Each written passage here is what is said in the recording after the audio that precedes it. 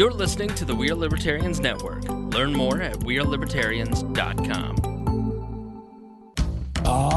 The Johnny Rocket Launchpad is Liberty. Each week we strive to bring you the best guests in talk radio. The Johnny Rocket Launchpad delivers weekly interviews of noteworthy politicians, experts, and activists. The Johnny Rocket Launchpad is bringing the party to the Libertarian Party and launching ideas in your direction. Check us out at johnnyrocketlaunchpad.com. You can hear me, Kurt Nelson, and the beautiful Heather Nixon talk about the ideas of liberty. Rock and roll. Hey there, Liberty lovers. This is Mark Claire of the Lions of Liberty podcast, where we strive to bring you great conversations about the ideas of liberty 3 days a week, every Monday, Wednesday, and Friday. Check us out at lionsofliberty.com. Hey guys, this is Roger Paxton, and if you're fed up with the government running every single aspect of your life, but you're not listening to the Lava Flow podcast yet, then what's wrong with you? Check us out at thelavaflow.com, or just go back to sucking up to the government. The Lava Flow Podcast, striking the root every single episode. We are supported by listeners like you. Donate per month or make a one-time donation through PayPal or Patreon at wearelibertarians.com.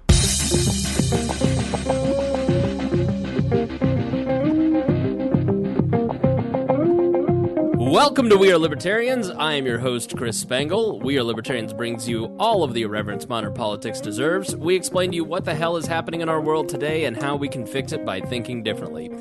This is a podcast brought to you by the We Are Libertarians Network. Please be sure to rate and review us on iTunes, like us on Facebook, share this episode with friends, and support us through PayPal or Patreon at wearelibertarians.com. We are supported by listeners like you. So $1 per episode, pledging $5 a month helps us grow. We're always taking your questions and comments via email at editor@wearelibertarians.com. That horn is the signature intro to one of our guests, but first let me introduce Old Faithful. It is Greg Lenz. Greg, how are you? Chris, how are you, buddy? I'm doing pretty well. I feel like you have been really busy the last hour, and our little cast of Misfit Toys has been shooting the shit while you've been desperately trying to make this professional. We got some new mics in. We've got some new mics courtesy of Jason Doolittle and Christy Avery and Ryan Ripley, and so we're just trying to figure out all those all the new configuration. And yeah, it's been stressful as the four of you have sat here and just stared at me and gone, it's been an hour. When are we going to start? So I made the mistake of inviting Jeff Vibbert onto our podcast, not realizing that if there was any delay, holding up a media mogul has serious repercussions. He's just miserable. Ladies and gentlemen, Jeff Vibbert. Look, I'm just upset because you guys have been on Kaitlyn and I's podcast 30 times, and this is my first time. Easily. 3 years into this thing. Okay, cool. I know, it was important to me that we get you on here. Me up. So, Jeff, you know how expensive my time is? How long have I been here? An hour? That's $10,000. That's Kaitlyn's paycheck. Christy?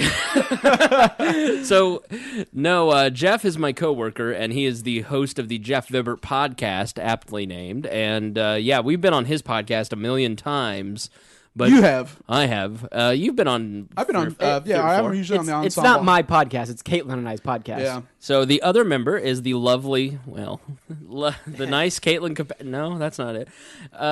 Voluptuous. The female Kaitlyn Kopetski. Aaron just said voluptuous. Thank you. Thank you very much. And you said Jeff is miserable right now, and that's false because he's miserable all the time. So it's just no different. That's true. All the time. Yeah. I'll give you that. Different shades of suicidal. Yeah. Suicidal ideation. That's a term that best describes Jeff Vibbert.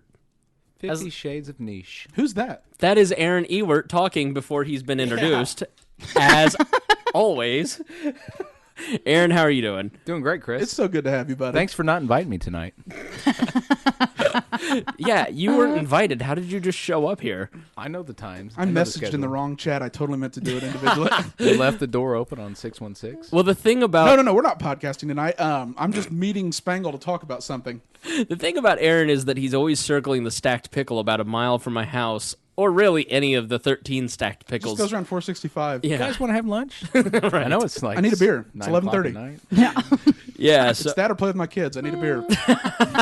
Not want a beer, need a beer. Right. You know, how many times have you had the shakes?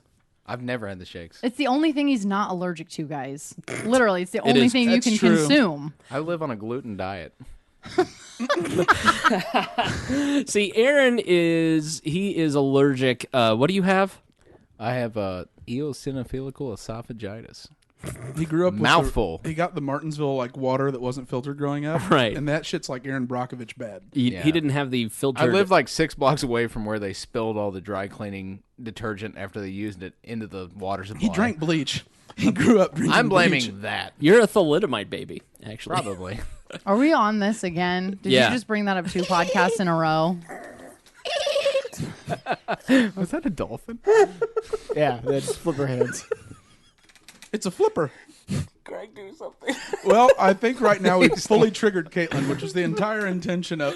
I like to tell people once a day I like to see if I can trigger Kaitlyn. I really don't get triggered that often. You don't. And especially since you went for a couple months without speaking to me because I posted factual data on your Facebook post. I blocked him and everything. You did? I sent when? Greg She built Lenz a wall. was the reason for mine and Jeff's very first and only argument.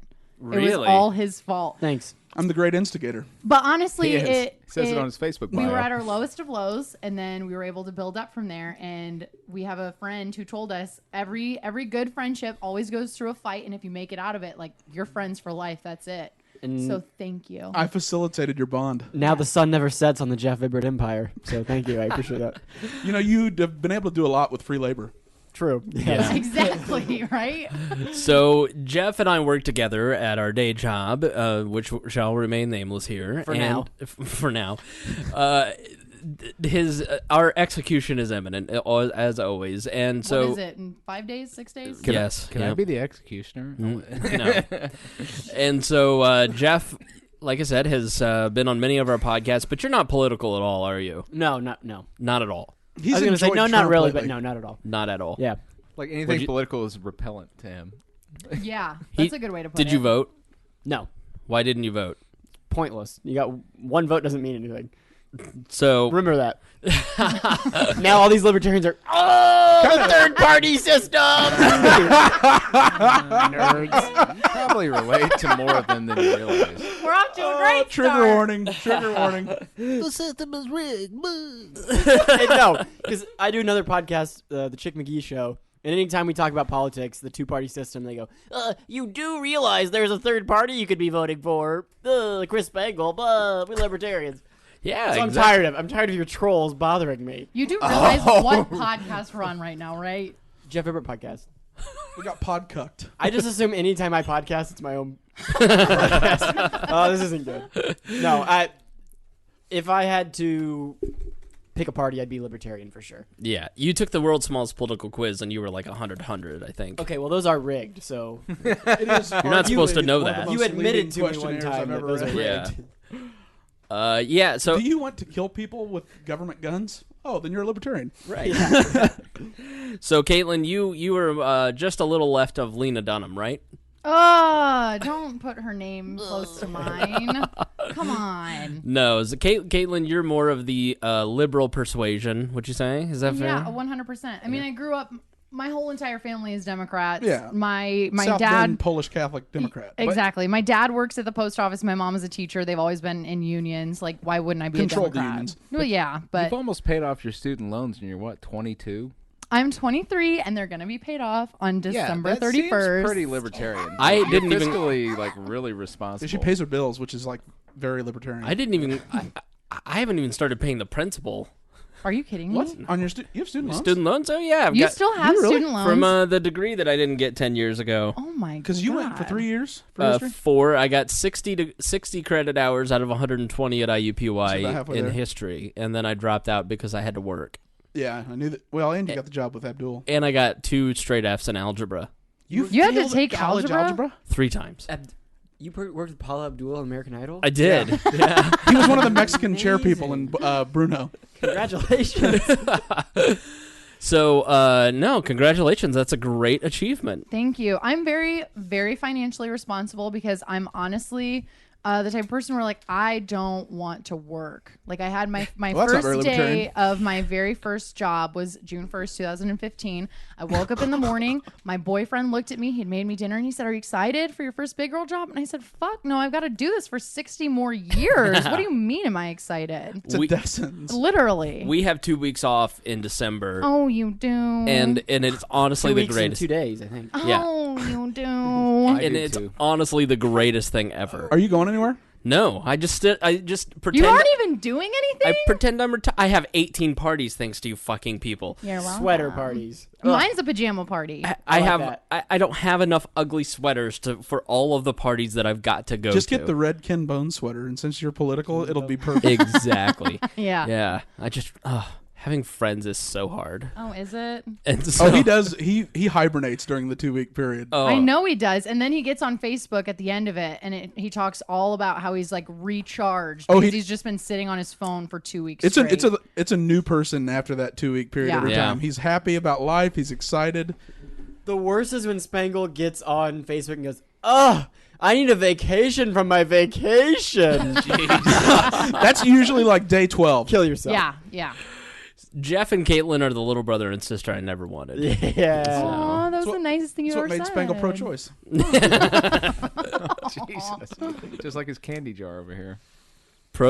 My candy jar is what? Pro-choice? Your candy jar is an open cervix. It looks like an abortion, like in. It it's is. like It is a glass in the shape of a plastic bag. What? That's a vag. It's open. Like if and- you hold it this way, it's a vagina. I'm not a dirty They open mind like that? at all. Are you- but Mine doesn't. every time I reach in there, I feel like I'm killing. Do you guys watch The Simpsons at all? I You will. guys I know will. The Simpsons? I will post a photo of that on the Instagram. Yes, Jeff. Dana Gould is a comedian who's a writer for The Simpsons. Right. And they asked him, what was one joke you wrote that Matt Groening was just like, "That's not going to make it on." And he goes, "Well, Dr. Nick, the quack doctor, one time was looking through a medical book, and there was a girl having a baby out of her vagina, and Dr. Nick goes, 'There's a baby coming out of her abortion hole.'" And Matt Groening apparently just looked at him and goes, "That's not making it on." That's too offensive. Yeah, just a little bit. Yeah. So I will post a photo of my abortion jar on the We Are Libertarians Instagram, obviously at We Are Libertarians. So you voted, right? Mm-hmm. Yeah. Who'd you vote for? Do I have to say? It's okay. Yes. You can say. Well, We all know. In the primary, we yeah, have I know, we right? have Republicans, Democrats, In the liberals all over. primaries, I voted for Bernie Sanders, of course, just because that just made sense at the time. I'm 'Cause he's 23. Yeah. And it was the first year I voted. Like in 2012, I was old enough to vote. I think I was 19 at the time. Right. But in my head, I was like, I know if I vote, I'm going to vote for Obama, but it's only because my parents are voting for Obama. So I purposely didn't vote because I was like, that kind of defeats the purpose of this whole entire thing. Right. So then this year I voted for the first time in the primaries and I voted for Bernie. And then in the regular election, I voted for Hillary Clinton. Okay. So you are a good team player. Yeah. Yeah. How do Good you, South Bend Democrat. Yep. how do you feel about Donald Trump? He is so great. It's okay. It's hard. It's hard now. You It's, can tell the truth. I know. It's really hard now because it's like for 8 fucking years, I've seen people shit on President Obama and hated that. Like Right. it made me so mad. And like a lot of people, it was because he was black. It wasn't because they didn't agree with his views. So for me to sit here and shit on the president-elect just because he's a shitty fucking person, it's like he won fair and square no matter what people say about it. So like I'm going to try my best not to just be an absolute bitch about it for the next 4 years. Wow, you're like the best got- kind of Democrat. Like, wow. You're very heated there. I did. Passionate. It really, I mean, getting on Facebook or the internet and seeing people just say the Conservatards. most vile shit about our president who won fair and square. It was just, I mean, it's really upsetting. My face is getting hot and it might be because of the Moscato or it might be because I'm just your pissed face off. is red. Well, let's pray that Kaitlyn gets Moscato drunk because it's going to be a great podcast if that happens. Yeah. Whole lot of honesty. Oh my Let God. me tell you something about you that you don't know. Where's the cheese and queso? It's over there. I ate a bunch of it already. I've got a really bad stomachache though because I hit a whole entire thing of hummus. Jeff. Can I say, yeah, I agree with Kaitlyn. It's the president of the United States. It doesn't matter who you voted for or who it is. You should respect the president of the United States. The office. Yeah. Specifically. Unless you have a problem with but also, I just want to say, I think we got off on the wrong foot here. But no, I'm a comedian, and I... What? More or less. You are? I'm a comedian, so I don't get political because, and especially on the Jeff Vibbert Podcast, jeffvibbert.com, I don't get political because as soon as you do, you alienate the audience. You have to be a Democrat. Yeah. You have to be a Democrat in comedy. The best career move you can make is to be a progressive liberal and add wits to Vibbert. In comedy, it is very cool to be liberal. Like, that is the cool thing to do. It's almost mandatory. Yeah. Honestly. Yeah. So I just try to stay as far away from it as possible. But I like being on this because I feel like I can. There's no shackles on me. I can say whatever I want. Yeah, we have two totally different expectations from our audiences. If you talk politics, for whatever reason, when I'm on, people seem to like it because I'm not Republican or Democrat, right? And so your audience responds to it in a way that is favorable, refreshing. But when, if you talked politics, then people go, I'm a known political quantity. Kaitlyn, that dumb liberal bitch, exactly needs to shut right. her mouth. Or put her back in the kitchen. Yeah. How was that impression? That wasn't even a joke, was it, Greg? Oh, was God. it? You'll be Am I way more favorably viewed than fucking Rob Kendall. What? Yeah. What'd you say? She'll be more favorably viewed than Rob Kendall. Oh, people hate Rob. He's the heel. Rob. Well, Rob was great the last time he was on. If you didn't listen to the last episode with Rob, he wasn't his same Trump-loving self. He wasn't. It was a very good episode. To understand Rob, you have to understand what he went through by disavowing the religious doctrine of the Republican Party in Indiana. No, he was an outcast that got thrown under the bus. So by being for Trump when everyone else in the state was like, this guy's awful, it felt like the greatest reward ever. And then for him to pick Mike Pence and watch all the people that he used to work with when he worked in the Pence administration have to suck up to Donald. He's like, and then the Cubs win the World Series. He's on cloud nine. It's like the greatest year of his entire life. And then Trump and Pence bring those carrier jobs back to Indiana. Woo! Let's go! Pow! That's it. That is the one thing that I have enjoyed watching is everything.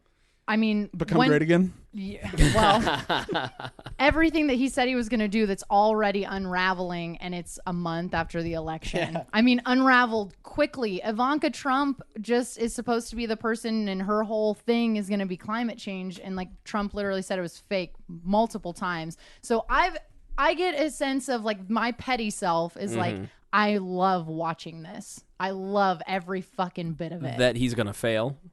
Not that he's going to fail, but that everything he said he was going to do that everyone loved him for isn't going to go through and isn't going to work, and he's not even going to try to do it. That's sort of how we felt about Obama. Yeah. No, he tried.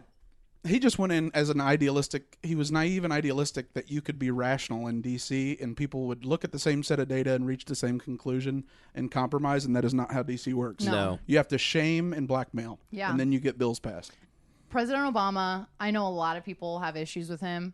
I fucking love him. And I know people say, well, he doesn't pass the right things, or the ACA was the worst thing that's ever happened, blah, blah, blah, whatever. It was designed by Newt Gingrich. President Obama, I've only ever experienced, when I was a kid, it was Bill Clinton, and then it was George W. Bush. And the only thing I remember from the George W. Bush era was 9/11 and being in Iraq and Afghanistan. And I told Jeff the other day, I don't really even truly understand what that's all about because it happened when I was 9. Sure. Oh my God. So Obama is really kind of the first president where it's this is when I'm getting interested in politics and this is when I'm starting to care. And I love the shit out of him. And he's handsome as fuck. And Michelle Obama is a bad bitch. So it was one day my ex-girlfriend who was 20 goes, yeah, I don't really know anything about 9/11. And I was like, oh. Bush did it. What? And then I went to work the next day. Tower 7. And I go, Jeff, do you remember 9/11? He's like, not really. I was in 4th grade. And then I was like, Kaitlyn, do you remember 9/11? She's like, no, not really. And it's so weird to... This is what I remember from it. I remember so formative for me. Being in the 3rd grade, it was Mrs. Byers' class. And it was in the morning, and she has a phone call behind her desk, and we're all just kind of sitting there, and she hangs up the phone. What grade? 3rd grade. I was in 3rd grade. And she hangs up the phone and she said, "Class, I have something to tell you," and is crying on the phone. She said, "Cody's mom just called and said that a plane just hit the Twin Tower in New York City." Cody's mom, not like CNN or like No. She, Fox I mean, we News didn't or something? have the TV. She knows on. Bush. We didn't have the TV on at all. So She didn't get like Cody in our a class. tweet alert. No, we didn't have Twitter. Yeah, there wasn't Twitter. There So, wasn't. yes, You and watched it on we the didn't Today have Show the when it TV flew into the on. tower. Yeah, and so she said that, and I remember her crying, and I was like, okay, this is a big deal, but I don't know why. And then I remember Mrs. Hunt's class next door got to watch the news all day long, and Mrs. Byers wouldn't let us. So we were all mad, like, oh, we want to watch what's going on. And in Mrs. Hunt's class, they all got to watch it. I remember coming home and watching coverage, and my mom telling me, my mom's a special ed student. Very successful. Special ed teacher, sorry. And one of She her taught as special ed. That's no small test. one of her students walked into her classroom and said, "Miss K, a plane just flew into one of the buildings in New York," and she had no idea what was going on. So she puts on the TV, sees everything happening. And then I remember being at home and watching the second tower fall, and the reporter ran up to a brick building and put her face against it because of all the debris. And then we went to the gas station. We went to the Arby's gas station and tried to get gas, and the lines were down the blocks of Lakeville. And that's really all I remember from that day. That's amazing to me. Yeah. That's your. 8 or 9. Have Wait, you I was been born to, in have you been to New 93. York and done, like, so the new tower that in the basement they have, or, you know, there's the museum, and then the basement they actually, you walk in and it opens with Matt Lauer starting the Today Show, and the plane falls really? in, and you go through the entire day, and then the explanation of how Al Qaeda came about. It is like the most powerful thing to go through. I would Yeah, love I've to heard go it's do amazing. that. Yeah. Yeah, I would the love exhibit's it. incredible, but it's a lot to take in because, you know, it's just years and years of bad decisions by people who had vested interests, you know, who they were the only people in the room in either party that controlled foreign policy in the United States since really 1950. Mm-hmm. You know, it was the creation that you should go and spread freedom, but what you're really doing is keeping the supply chains of oil open so that America never had an economic recession. Yep. And so we propped up dictators. We propped up the Shah of Iran. If you've seen the movie Argo Yeah. with Ben Affleck. Yeah, bits and pieces of it, yes. Yeah, so I mean, the reason there's a revolution is we were propping up a guy who was flying in on the Paris Concorde his lunch every day. Like his Paris lunch every day on the Concorde. We were propping him up. But the women didn't have to wear, you know, they were treated as equals. Yeah. So it's kind of a 50-50 thing where you say, well, women were treated way better under this dictator we ruthlessly propped up because he sold us cheap oil. Right. However, it ended up causing a revolution, and now they hate us until now. Yeah. First time we've had diplomatic relations, and you say, man, how can so many people be so wrong? Yeah. I mean, 9/11, no one from Iraq or Afghanistan was on that plane. It was all Saudi nationals. Yeah, Saudis and Oh, Moroccans. see, I didn't even Yeah. know that. Mhm. Oh I yeah, had no there idea. wasn't a single Iraqi or Afghanistan citizen on either one of those or any of the flights. The other part of the Iraq War was also that it was supposed to collapse in on itself, and Right. so the phrase then was that if we fight them there, then we won't fight them here, Take the war to them. and so it would collapse Iraq. And then what happened was what was intended is that it would collapse Iraq, and it would become a place for the freedom fighters to swarm into a central location, and then we could fight them there. Centralize and the swamp. And that's exactly what happened. But the problem with that is that when that happens, you radicalize people that normally wouldn't have been radicals. You create ISIS. Yeah, Yeah. and so you end up with ISIS, and then to fight the groups, you fund other groups, and then you end up with, you know, ISIS driving around in Toyotas made by the United States. Yeah, their entire, you know, weapon, every piece of weaponry they have is stuff we gave the Iraqi army. yeah. You know, with the intention that they would sell us subsidized cheap oil in the future going forward, but they just laid down their arms. How much would they buy a Toyota Tacoma truck for? How much would they have to buy it for? Yeah. Well, they didn't buy it. We No, gave it to them. Yeah, that's Oh, so okay, that's 'cause Bush thought about doing loans. I had to you sell know? my '96 Toyota Tacoma. I just didn't know. What if you should sign it and put it on eBay. I already sold it. If I could have sold it for more than 34, I would have 3,400. I would have. No, these are Toyota trucks made in southern Indiana. That Tacomas. So in 2013, there's a famous picture of John McCain with the now leaders of ISIS. They've been killed by the U.S. military, but that's what most people believe Benghazi was actually about. Is that Hillary Clinton and Barack Obama were funneling weapons illegally through the CIA, through the Benghazi embassy, and that Ambassador Stevens was heading the operation.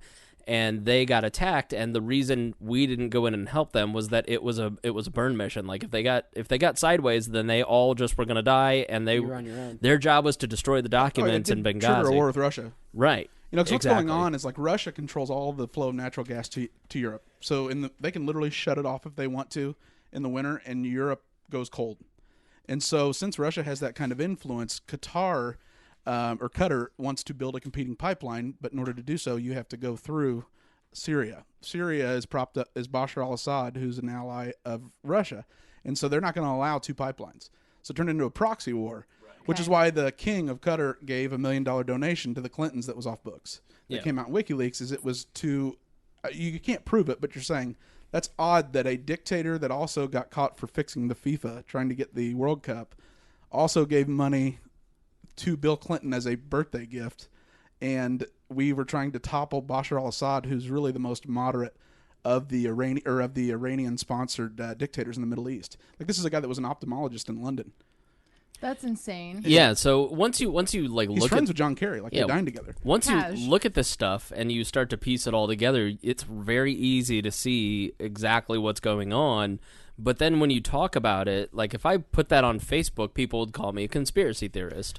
You know, And that's the issue with like today, like being alive right now, is not only are conspiracy theories rampant. I don't know how many times people have said to me that no plane actually hit the Pentagon on 9/11, right, or that Sandy Hook didn't actually happen because of whatever government agenda. But things are so easy to find, and the wrong things are so easy to find. So it is really easy to educate yourself, but it's President really Obama easy had to the best line. miseducate. You know, like I was just blown away because he's such a good commentator, and he said, Yeah. you know, we live in a world where everything is true and nothing is true. Yeah. And I thought, God, that just And nails so it. things he must that- get so Dude. frustrated dealing with everybody. things that the man. government used to be able to hide so easily, you know, even a decade ago, is just so out in the open, and so many people can find it. well, and like that's why. that. But that's why they have to brand WikiLeaks as some sort of Russian hack, because there's no way for them to deal with the truth, and so they have to make it socially unacceptable to share that information. Yeah. So if you share a Podesta email, then you are sharing quote unquote fake news, and you're a Russian hacker. Perpetuating and the myth. You're perpetuating the myth because they can't deal with the black and white fact of what they said. And there's no way to prove anything, actually, when you get down Right. to the nitty-gritty details. Yeah. So Everything has plausible deniability the government's involved in. right. So it's an interesting time to live in, but that's why we do this, is so that, you know, we can sit down and we get shit for having 3-hour podcasts, but you've got to unpack this stuff and For everyone to understand. Exactly You right. can't do bumper sticker analysis and Yeah. fix things or, Right. or be like, listen, why are we doing this? Yeah. You know, why are our leaders such a poor reflection of what we actually are? Yeah. Right. It's the worst among us. To kind of go ahead, Jeff. What was I gonna say? Oh, wait. I don't know where you're going with this. I'm going on a completely different topic. All right, Kind of let me- backtracking a little bit. Let me circle this back then, Okay. because I want to read something from Khalid Sheikh Mohammed. And this was an opinion piece by Mark Thiessen on November 28th, and he just wrote a book. So James Mitchell just wrote a book. And the book is titled Enhanced Interrogation Inside the Minds and Motives of the Islamic Terrorists Trying to Destroy America. Mitchell describes the day he was questioning Khalid Sheikh Mohammed on the 9/11 mastermind, talked about how he personally killed Daniel Pearl. The title of this article is A Horrifying Look into the Mind of 9/11's Mastermind, in his own words. And he goes on to talk about the lead up to the war and what they had planned beforehand. And he said, the article reads, the world has heard almost nothing from Khalid Sheikh Mohammed in the 15 years since the 9/11 attacks, but Mitchell has spent thousands of hours with him and other captured al-Qaeda leaders. Now for the time, Mitchell is sharing what he says KSM told him. Mitchell is an American patriot who has been unjustly persecuted for his role in crafting an interrogation program that has helped stop terrorist attacks and save countless Allegedly. lives. Yeah, this is an opinion piece, by the way, by Mark Thiessen. He does not shy away from the controversies and pulls no punches in describing the interrogations. If anything, readers may be surprised by the compassion he showed these mass murderers. But the real news in the book is what happened after enhanced interrogations ended and the terrorists began cooperating. Let me reread that line so we can all hear that again. But the real news in his book is what happened after enhanced interrogations, aka torture, ended and the terrorists began cooperating. So it's just like Jimmy Mad Dog made us. Yeah, that's how you convince Trump. How he convinced Trump is that torture doesn't work. He said, "Give me cigarettes and some cold drinks, and I'll get you way more information than I would with waterboarding." Right. And Trump goes, "Okay, this guy's a general. He's 4-star. He knows what he's talking about. I'm an idiot." Once their resistance had been broken, enhanced interrogation techniques, or torture, stopped, and KSM and other detainees became what Mitchell called a terrorist think tank, identifying voices and phone calls, deciphering encrypted messages, and providing valuable information that led the CIA and other terrorists. Mitchell devotes an entire chapter to the critical role KSM and other detainees played in finding Osama bin Laden. KSM held classes where he lectured CIA officials on jihadist ideology, terrorist recruiting, and attack planning. He was so cooperative, Mitchell writes, KSM told me I should be on the FBI's most wanted list because I am now a known associate of KSM and a graduate of his training camp. KSM also described for Mitchell Probably was. Yeah. Many of his as-yet unconsummated ideas for future attacks, the terrifying details of which Mitchell does not reveal for fear they might be implemented. If we ever allow him to communicate unmonitored with the outside world, Mitchell writes, he could easily spread his deviously simple but potentially deadly ideas. But perhaps the most riveting part of the book is when KSM told Mitchell about what inspired Al-Qaeda to attack the U.S., and the U.S. response he expected. Today, some on both the left and right argue that Al-Qaeda wanted to draw us into a quagmire in Afghanistan, and now the Islamic State wants to do the same in Iraq and Syria. KSM said this is dead wrong. Far from trying to draw us in, KSM said that Al-Qaeda expected the United States to respond to 9/11, as we did with the 1983 the bombing Marine barracks in Beirut, when KSM told Mitchell and the United States turned tail and ran. So the U.S. ran. And then he goes on to say that we would treat 9/11 as a law enforcement matter like we did with Kenya and Yemen and the USS Cole bombing. So it left him free to plan the next attack. Everybody misjudged Bush's appetite for, overthrowing regime change and spreading democracy. So the man that planned 9/11 looked at him and said, how was I supposed to know that cowboy George Bush would announce he wanted us dead or alive and then invade Afghanistan to hunt us down, Mitchell writes. KSM explained that if the United States had treated 9/11 like a law enforcement matter, he would have had time to launch a second wave of attacks. He was not able to do so because Al-Qaeda was stunned by the ferocity and swiftness of George W. Bush's response. But he said something prophetic. We will win, KSM said, because Americans don't realize we do not need to defeat you militarily. We only need to fight long enough for you to defeat yourself by quitting. He said Russia did in the 1980s in Afghanistan. Vietnam. Right. Yeah. It's a war of attrition. Right. So he says that large-scale attacks were nice but not necessary, and that a series of low-tech attacks could bring down America the same way enough to seize infected fleas can fell an elephant. Like we just had. Ohio State. Eventually, KSM said, America will expose her neck for us to slaughter. So I thought that it was interesting for him to say that he goes on to talk about how the United States reacted in a way that they didn't expect. Yeah, they would have never... you got to think, they would have never anticipated that we would literally colonize Iraq and Afghanistan, to the extent we did. We went and found the most moderate democratic sympathetic leaders we could in the best schools in the world, like al-Maliki in Iraq, who was president and prime minister. This is a guy that was educated at Oxford. And the second that it got politically difficult to win re-election, he started slaughtering the opposing Muslims. Mm-hmm. Like, these are people who are so civilized, they're like Mitt Romney's, only they speak Arabic. And then the fact that they just devolve into tribalist warfare, there's no chance at democracy because they don't want it. Right. It literally, for the Sunnis, it is against everything they believe. And so, they would have never anticipated that a guy that wasn't even ever supposed to run, it's supposed to be Jeb. He was supposed to be the one that ran. He was the smart one. Right. The fact that George would run and he would just full-scale move in was so far beyond the realm of possibility they couldn't believe it. Well, the rhetoric is something that George Bush took a lot of shit for. It was always, he's a cowboy, he's talking about dead or alive. That took a lot. It's not presidential to talk like that. And... he knew what Khalid Sheikh Mohammed had said about him because Absolutely. It would have been in his briefings. What amount of restraint? If I had read that and I said, "Oh, my rhetoric scares the shit out of these guys," I'd be on TV the next day going, "I'm gonna find you. I'm gonna murder your sons of bitches." And so the rhetoric now to me seems like it was intentional.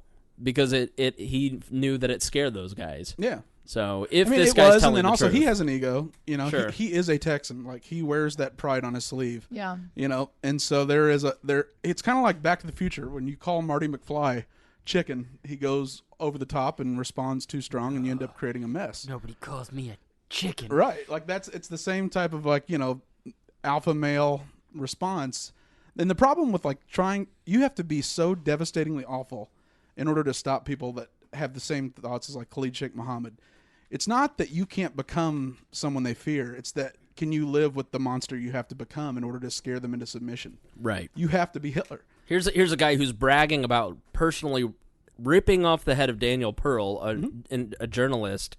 You guys would have been in elementary school. Yeah, I remember that. Yeah, he was a Jewish journalist that was beheaded, and it was like one of the first times everybody went, "Oh, these guys are really awful." Mm-hmm.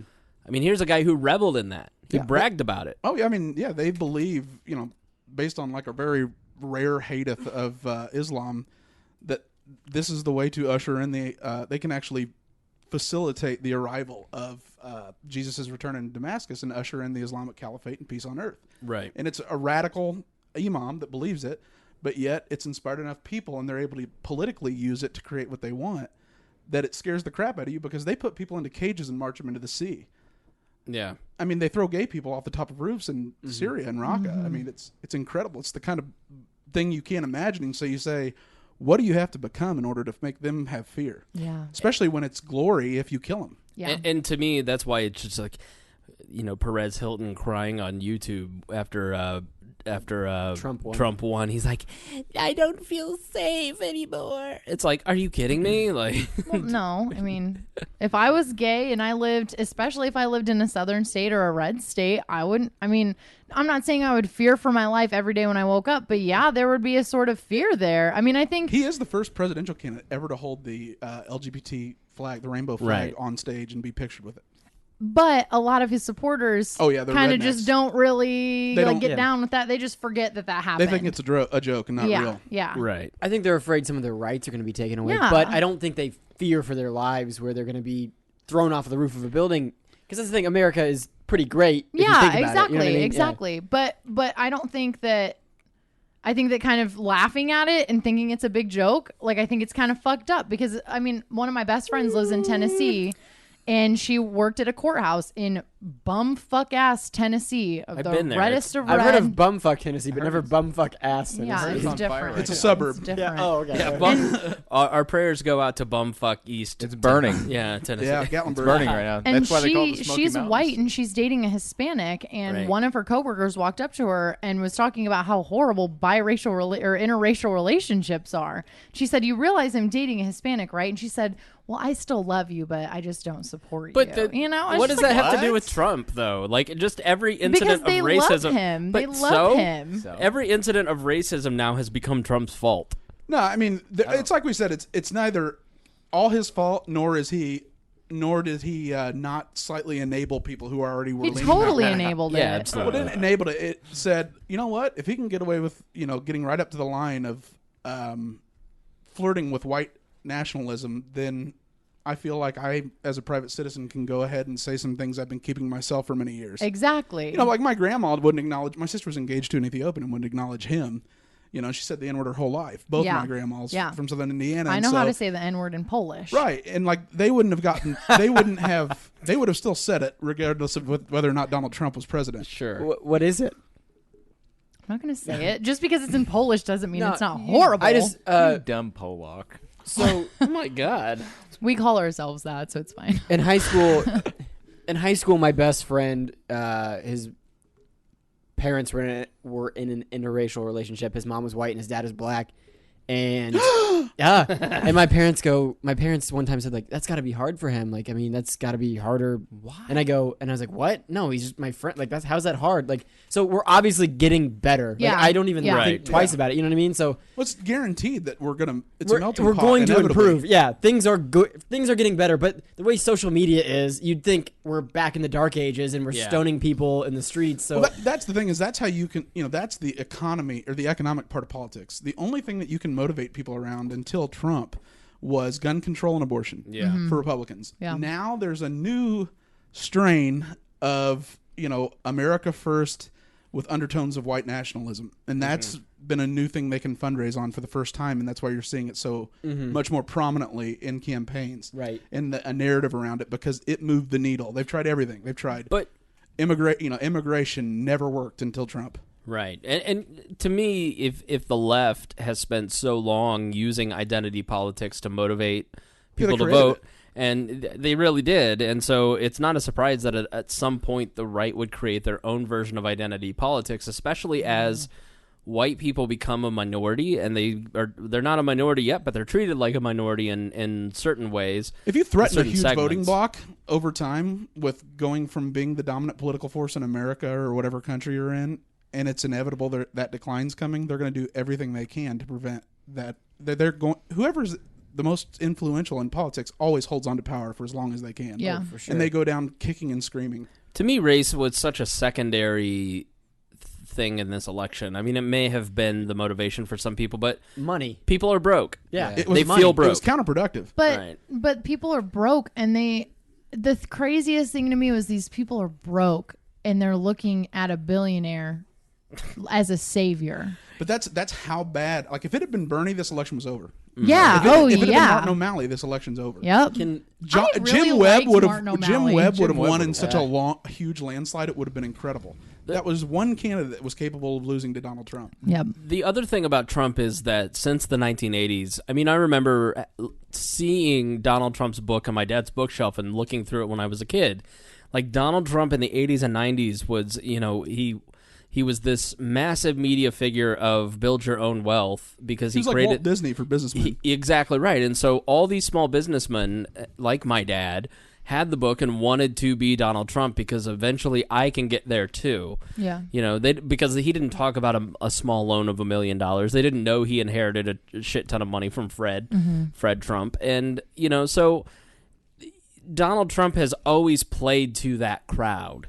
And so it isn't he's also, along with Bernie, the only politician to talk about protectionism. Yeah. Like what happened with Carrier, which we'll get the facts here in just a second. But, here are people, if there's a great book by Rick Bragg called The Most We Ever Had. I think that's The Most We Ever Had, I think is what it's called. And it's about Jonestown, Mississippi, and all of the textile plants in the South that closed down, and the decimation of these small towns when all of the clothing manufacturing went overseas in the 80s and 90s. And that's how it is with automaker plants in Ohio, Indiana, and Michigan, and Wisconsin. And so Michael Moore's right. Like, when he sits there and says, these people are poor, they're broke, their marriages are gone, their towns are destroyed. Like, it's not about Make America Great Again is not about making America white again. That's such a smarmy, smug, like, liberal intellectual thing. Like, well, you can raise money on it. Exactly. So if you make that the narrative on the left, then, look, they're going to take away your rights, so blah, blah, blah, blah. But these people who are in Anderson, for instance, we've been to Anderson for shows. Like, went to school in Anderson. You went to school in Anderson. Yeah. I'm so sorry. You're one of the forgotten men. Yep. No wonder you liked Trump. Loved Walmart when I was there. Bought a lot of knives at their Walmart. But, like, drank a lot of beer at their casino. Anderson is one of those towns that had 2 or 3 high schools. Now it has one. It had the largest high school gymnasium in the country, the Wigwam, and all of the kids just, they move away. They go to Indianapolis or they go to other places, and the town dies. And they're sitting there thinking about how great it was in the 70s and 80s when the town was flush with union money, making $60 an hour. Now people are lucky to make $15 an hour at Walgreens. So, like, once they do, they get fired because they're too expensive. Sure. So to me, that's what Make America Great Again means to those people. And I say those people because I'm not one of them. I've always been upwardly mobile. So not quickly. I think that a Very lot of people slowly. Obviously that's the number one factor is Right. that they aren't making any fucking money anymore. They see these people who are on welfare not working a day in their lives, and they are pissed about it. Yeah. But I think there's an equal part of them who hates black people hates Not equal. gays. I don't think it's equal. There's a equal. huge Oh my part of it, God. though. But it's you just we're have in to Indiana, admit the that. echo chamber's a lot like louder. That's the problem. Is I live in 5%. Indiana, Right. and And I everyone came you from a hate is small from Southern Indiana that you've grown up your No, whole life. I Yeah. was from Northern Indiana. I was from Lakeville. It was a But that's a- tiny ass town. But you and guys were all of the people who Democrats I and- went to, well, everyone I went to high school with is now a Republican. I was a minority in being a Democrat and still am from my hometown. Everyone there, it's, oh, these fucking black people are on welfare, not working a day in their lives. I'm busting my ass, go get a better job, this and that and whatever else. So that's the pool of people who I see on a daily basis. So And it that's makes what it makes seem like it that's hard. 80% of the U.S. population. It's 80% of fucking Lakeville. If you were to assign a number of the amount of Ku Klux Klan members there are currently in the United States, how many? Ton of them in Knox. How many would you say? Maybe I don't know. I know- 2,800 total. No way. How More many- than that. Not in No. Indiana. I'm talking about national I'm talking Klan members. nationally. How many would you say? Public membership available to view? What they claim? Oh. What they claim? they It's probably like claim the and what LP. Triple. 3,400. Compared to dues paying members. It's 5,000 nationally.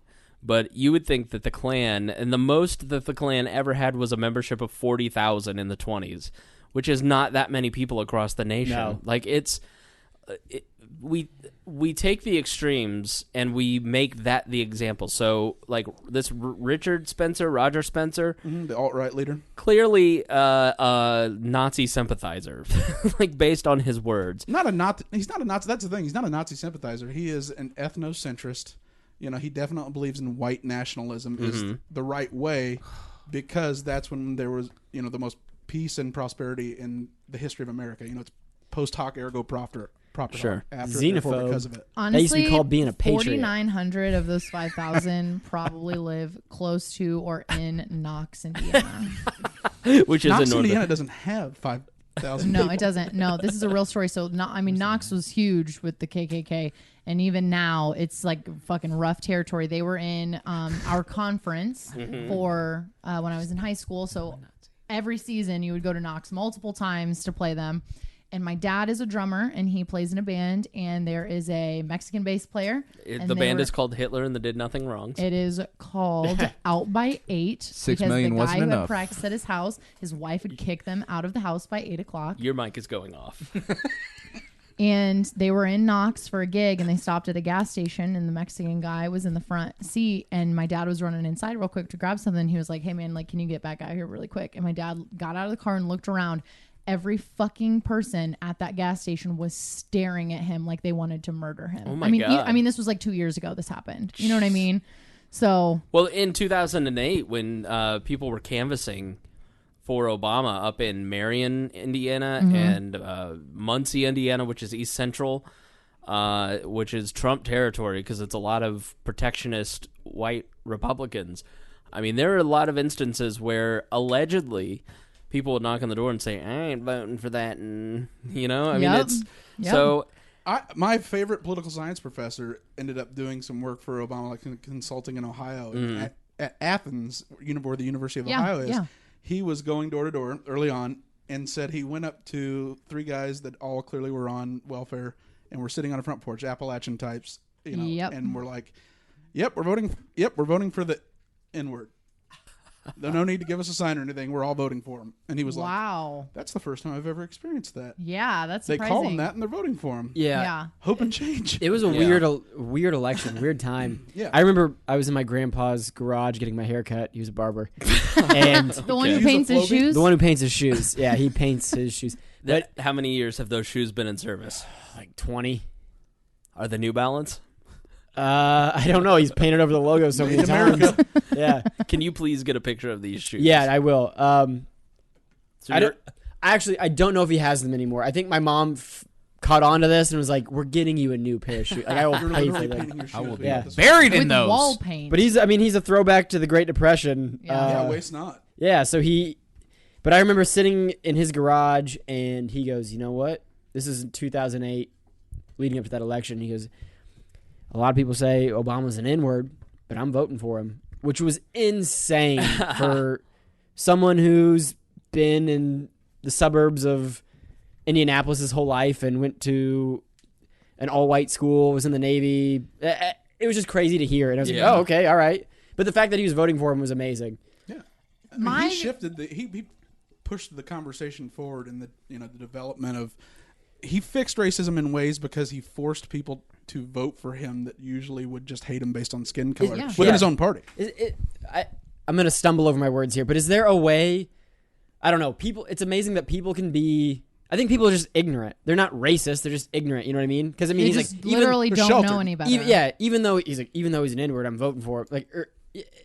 That's insane that he would say that, but he's still voting for it. So he's not racist. He's voting for him to be the president of the United States of America. If you're racist, he'd vote against him because of his skin Sometimes color. I think people do it to be quote unquote funny. Yeah, and fit in. I don't know about. I don't know about older people though. I don't know about your grandpa. You guys our age would say that totally. maybe, but for not someone that word. our grandparents' age, like they don't say that. It's not a bad word. Because there's nothing to funny them it's about not a it. horrible word. I've never heard my grandparents say the N-word, but I have heard my dad's father throw around the CHINK word like it's candy. Like it's like like it's no big Can we deal. cut his mic? Is that possible? His this mic- isn't even my podcast, and my butthole's Aaron's really tight. mic is so low. Listen, it's kind of like. Listen, I'm not going to say anything super racist here. You're only Are you from sure? Martinsville. But You invited that makes Nazis me to the last party. I didn't know he was a Not Nazi when he showed up. Yeah, just one, not It was plural. singular. It So was it's okay. revealed later after he had a few drinks and Greg coerced him into telling his true feelings. Sure. Which is very annoying, Wait, Greg. so he asked you a question, you asked a question No, in I said, return, sell and he me. was I go, really pitch mad me. at you? No, he wasn't. We get on He fine. said, "Pitch me on the said, "Sell me." Nazism." I want to know said, about. sell me on. Did he sell you? No, I just wanted to, I wanted to understand it. Yeah. Did for you sure. end up understanding it? Oh, I completely understand. No, you're it. enemy. Yeah, I Not completely to change the understand it. subject, but animal activists like to say that animals have rights now, and to me and you, we're looking at them like, you guys are idiots. Okay, we're humans, we're better than them. But if you would have went back to like 1860, Georgia. Yeah. I mean, Yeah. if you would have said these people have rights, they're people like you and me, Oh, They I would mean, just look be at like- just the and they would have Aboriginal. said, "Are you No. crazy? These are slaves." Yeah. You should look at the but it's the research on same- Aborigines in Australia. Like Sure. their IQs were tested when they met them because everything was so remedial. They had just invented fire in the wheel. Like they had been protected, and so they tested their IQs, and their IQs were in the like high 60s to mid 50s. Yeah. which would be non-functioning Great for Martinsville. Right. But that's true. They would be valedictorians in Martinsville. Go Artesians. We have a well. That's. I wonder what's in it. Yeah. Meth. What just screeched at Kaitlyn? It did. She- cat. It's her never paw, talked before. Her paw got hooked on my sock, and I thought she was gonna bite me. I think Spangle's cat's a racist. Yeah. We're No, we're trying to talk- sexist. sexist. But we're trying to talk against She it, knows and your she's. dating history. I'll kill you if you speak against it. Like that's what she's doing. No, Mittens is very protective. She stalks Harry when he's here. yeah, when Harry, our black friend, is here, she's all over our him. black friend. Our black one black friend. friend. Well, I Singular. have to create context. She did bite Emily the last time that you all were here. Are we really talking about him? Okay. I'm just But saying. we were So back to Aborigines. No. But no, that's what. Yeah. Yeah, for sure. Like, and this is going to be a horrible example, but like we used to think that slaves didn't have rights or anything like that, and we It's in the Old Testament. They weren't people. We do whatever to them, and then of course, God what if condoned it. 30 years from now we go, oh, these monkeys that we're testing and we're sending out to space, like they're people. They're people because they can do sign language, and we've found out. Communicate. Yeah. So what if we find out all of a sudden? Oh wait, these are actual people almost. Like they're close to people. Right. Well, Right. like more the than we back- thought. We are the backwoods racist of 100 Yeah. years from now. Yeah. Species. We should just know that. Like Species. or let's say Yeah. a thousand Whales, years from now they were like They found the mermaids. they killed babies in the womb. right. Yeah. How Yeah, atrocious how is barbarian. that? Or Arians. 1,000 years from now, they're like, I can't believe that they killed babies in the womb, and they thought that they were babies when they were just a cluster of cells. Well, that's what they'll Yeah, have. who cares about They'll have the cell incubator penis? technology where Yes. you just take the cells and toss it in the microwave and pop out a kid. You can't- might be like 4 or 5, but I mean Wouldn't that's. that be something? But I mean, you'll have development accelerators and all different kinds of research that right now we are judging people, and we're going to be judged so damn hard for our Yeah. backwards ways, digging up, drilling for oil and Right. flying your cars. Yeah. You guys couldn't fly. You didn't have a hoverboard.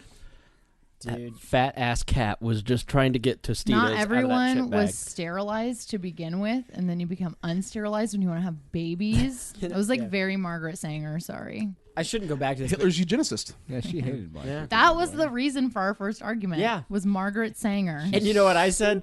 I don't care. This isn't a big deal. And Kaitlyn got so mad because I didn't want to get involved. I didn't care. I don't care at all. I'm well, pro-choice. I know that now. I didn't know you then. I was just telling you the history of your organization and you got mad. I know. Let's just not even go there. It is funny like how we just how do we have friends, Greg?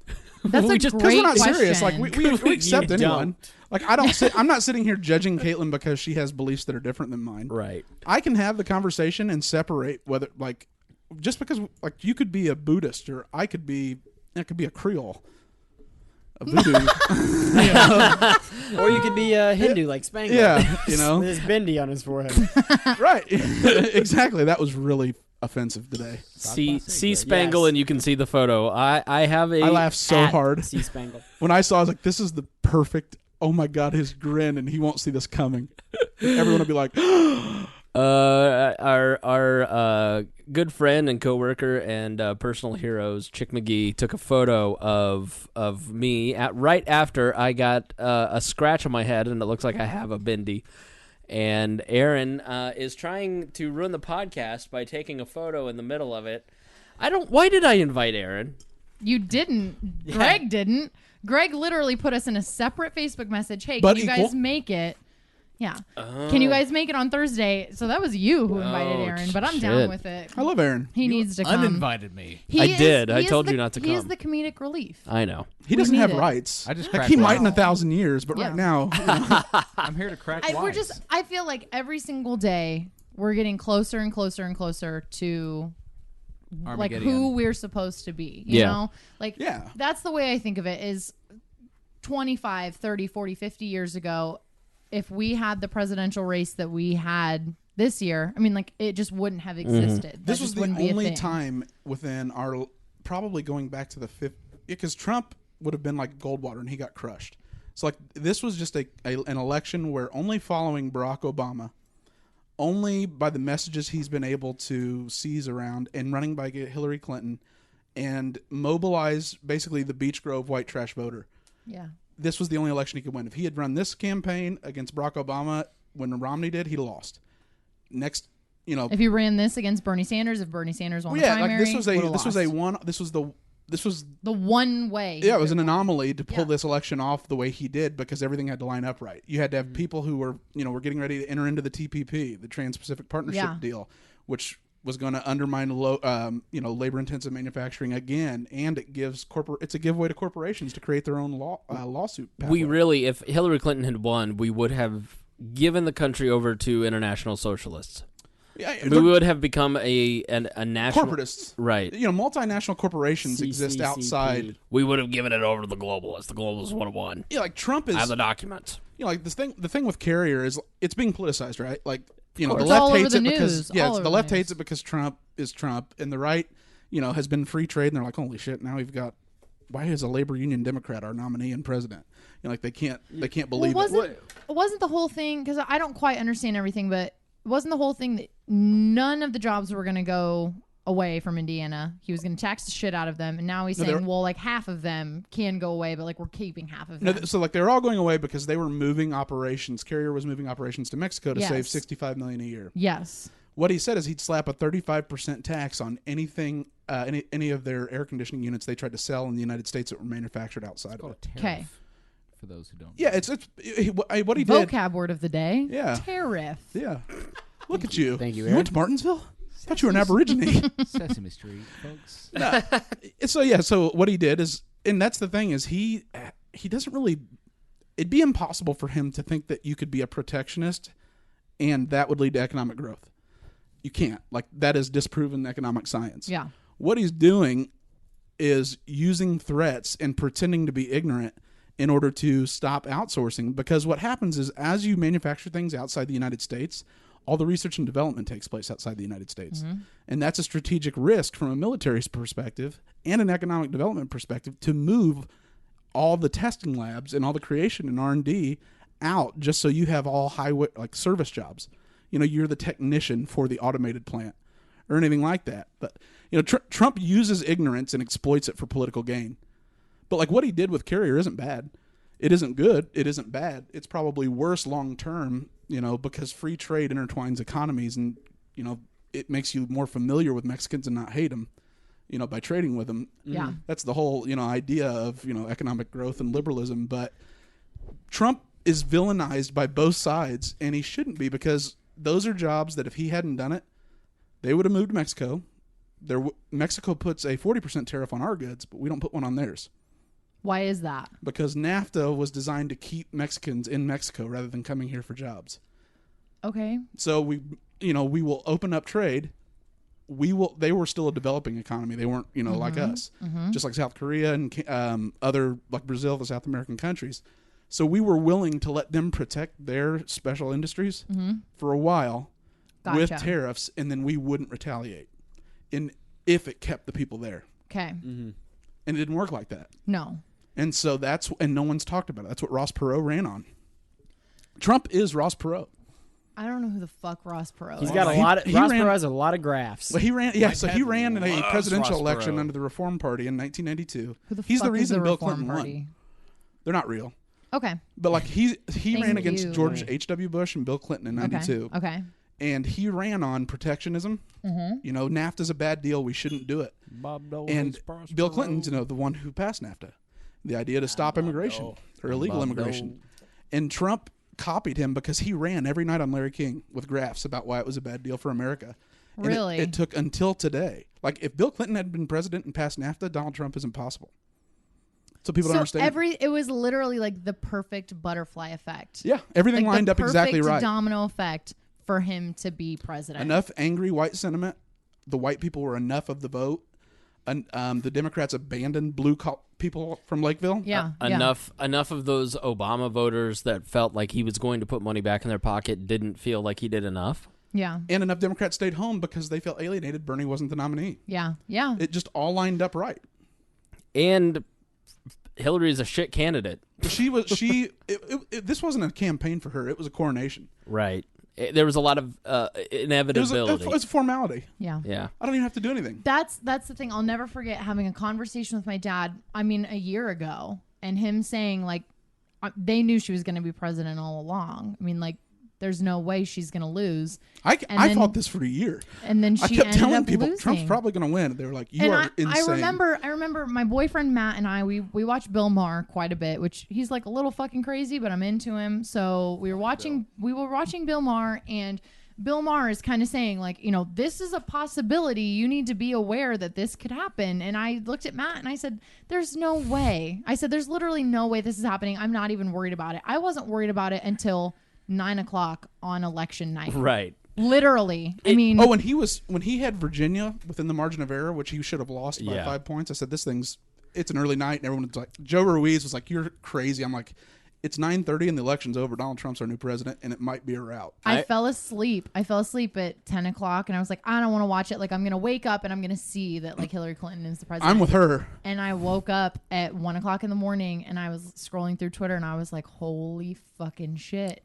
I remember I can't believe it. Early on, watching one of the speeches after he announced and posting on Facebook, don't take Trump for granted. He could actually win. And I think I've said it on the podcast at some point. But Early on, we both kind of laughed, but we're like, you know what? He's speaking to people. But truth be told, I was wrong at every step. I was just like, there's just no way. Like, the grown-ups in the room will stand up, and the Republican Party, they tried. America will do, and at every wrong, he just shit posted his way right to the presidency. He is our young squire, Jeff Vibbert. You've been on 4chan a lot lately. Love 4chan. I heard you have. I ruined his life. Yeah, you've started the path to instead of the path to Christianity, the path to illustrious shitlordism. Did you know what a trap is? Oh God, yeah. Yeah, well, I know what that is now. Do you know what a wrecked post thread Oh God, is? yeah. No. I know what that is now. I saw a dead kid. What? All right. What is it? So you'll see a GIF of ISIS soldiers taking you'll see a beheading. chainsaw to it. Yes, I just saw that. You saw that? Yeah. Yeah. So You talk about wicked. What is a But trap? you also see some hot boobies. What is a trap post? Trap post is where you're watching a girl being sexy, and then all of a sudden a penis flops out. And it's a transsexual, and you go, Prank! I got tricked. And then, of course, like everything on that thread is transsexuals, but you click on all of them and go, this will be different. Penis every time.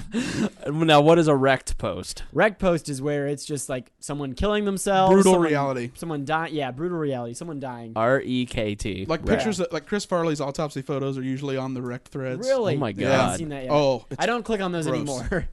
Oh, you don't? Once was enough for me. When I saw a guy get beheaded, 2 guys get beheaded with chainsaws. Did you see the grizzly I went man? to the bathroom and came back, and we're talking about people being beheaded, and I heard something about a child being hung. Yeah.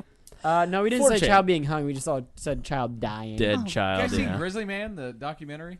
Yeah, he gets eaten by a grizzly bear. He's a I'm gay guy, but he's sorry, fighting. what? He's in the closet. He's got a girlfriend with Oh, him. They and both that's- get eaten by a grizzly bear. Like the a- end.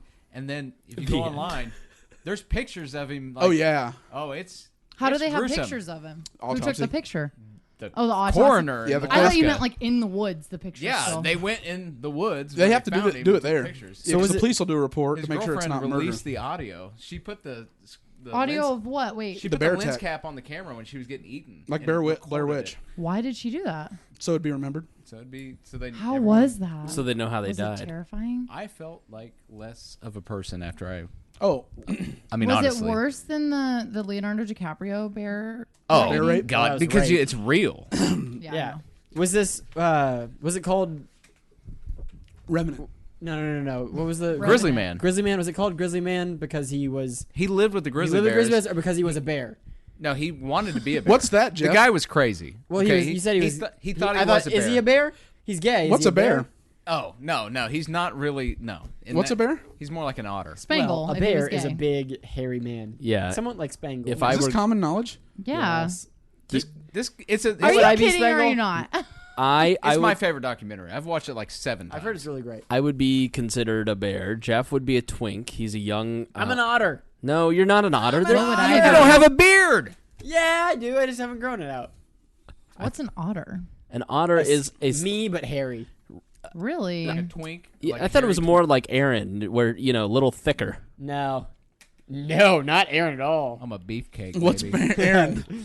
Aaron, what are He's you? a racist. Yeah, Caitlyn, He's- you'd be a dyke. Whoa. No, I'm just the- kidding. You'd be a lipstick lesbian. I'm the, When un- I was I'm the in high unattainable school, straight guy they all want to bang. I played basketball. And I would put my hair in buns on the top of my head, and I would look at my mom before I left the house for a game, and I'd say, "Do I look like a lesbian?" you know, you whispered, but it was into a microphone. Right? I know. And she'd tell me yes or no. That's why I literally put on makeup for every single basketball game because I was so afraid of looking like. But you didn't put on makeup for this podcast. I did not. Everyone, I'm really sorry. She's not trying to fuck any of us. It's like you're not even trying. What? Well, we're all bears and twinks. Exactly. And Jesus. otters, apparently. Yeah. I feel like Matt's probably a bear if he were gay too. Oh yeah. 100. Totally. Matt's actually 100%. really Yeah. hairy, Yeah. except for on his head. I am too. Look at this. That's a sign of high testosterone. What if you're I know. Tell me about it. fat but you're not hairy? You're Danny DeVito in. Where he's covered in the. Yeah, in in the I just want to be clean, and he's in the disinfectant. sanitizer, Yeah, hand Always Sunny in Philadelphia. Coming out of the couch. One of the funniest scenes That's ever. literally the funniest thing ever. I'm so glad you guys got that reference yeah, immediately. Yeah. I love that episode. Oh. Greg Lenz is like the Chick McGee of your podcast. Why? That's Because he, fair. Like, he remembers He's like hot. obscure like. Oh yeah. Got No, a beard? He remembers like obscure references. Excusez-moi. Pop culture. Pop culture Hey, references. mon si? Okay, who are I your talk to guys' Nazis and try to like, remain sober, so I try to remember a guilty lot. pleasures when it comes to women? Because mine is old ass men.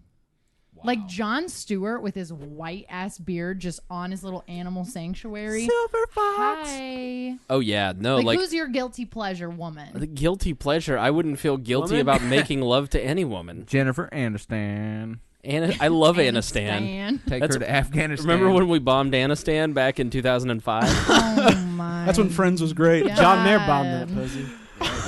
Yeah, he did. Have you talk about a racist? You remember his Playboy interview? Yeah. I'm not a white supremacist, but my dick is. I Yeah. think is what he said. Yeah. Direct quote. But he did call what's her name, Jessica Simpson, sexual napalm, and that's the biggest compliment I've ever Oh heard. my That god. really is. Yeah. Yeah. What a feather in the cap. Napalm. Yeah. What does that mean? She'll burn, your Burn the heart. house down. Yeah, it's fire. Who, Yeah. Wait, John Mayer said that to Jessica Simpson? Bodies Said in about Wonderland. Jessica Simpson He's on had a, yeah. he's been with that. Gravity. I know a couple girls that are Your central I miss napalm. Jessica Me too. Simpson and You know Nick your body Lachey is a Is so this wonderland? chicken or much. tuna? You guys It says chicken by the sea. You guys heard that song, Your Body is a Wonderland? I've never heard it. The original was Your Body is like Auschwitz, but he had to change it for radio reasons. No, Your Body is a Wonderland was originally written for a guy. Dude, I think you need Was to that an leave. ashy joke? I don't know. Oh my god. Did he just... Was that funny? No, he's kind of racist. I'm honestly just like, I don't even think I heard it. I just... He just said your body's he compared Wonderland to Auschwitz. Apparently Auschwitz is a Wonderland. That's the I connection. didn't say it. John Mayer did. Did you guys see that Don't think he figure did. I don't think skating so. I don't think he routine did. of Did the you read the two Playboy? of the two Yeah. Jews in the concentration camp? That's what they dressed as, like boy in the striped pajamas. They dressed as I that saw that. for Yeah, a skating yeah. routine. Are they from Poland? I don't know where the fuck they were from. Jesus. Can you imagine that conversation between them? Like, hey. Aaron, stop. So this is This is your second warning. This Spangle. is the plan, honey. We're gonna dress like that. Like Just what? like the Holocaust. High Babe. fashion, baby. You know Are they going to carry us out of the Loves rink in it. shovels?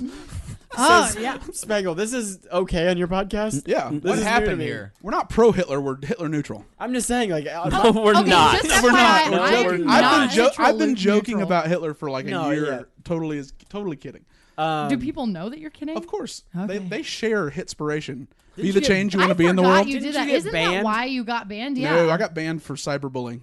No, Who'd you you did. cyberbully? Brian Kill, that kid that was trying to. Bomb Yeah. the school. Yeah, I was too mean to him, and he reported me, and Facebook banned me. No shit, because you Yeah. were on that for months. Well, I called him the man who was cucked to death on a WTHR thread while Yeah. it was ongoing, and made a picture, and he said that was the cyber terrorist said I went too far. You know, While he was Plainfield High telling School moms, on he was Facebook. telling moms that he was going gonna to like cut up their rape kids. them They- and And I kill 'em. I put his face on a picture a meme that had been made for Jeb Bush called "The Man Who Was Cucked to Death," and WTHR and Brian Kill both reported it for being offensive. Is that why your Facebook is like no longer there? Well, then Jesse Riddle, a friend of ours, reported me as dead, but I couldn't respond to any of the messages by Facebook because I was banned. Couldn't respond on Messenger, and so it went into memorial. And then shit. Spangle started giving out my phone number. He trumped me like Trump did to Lindsey Graham.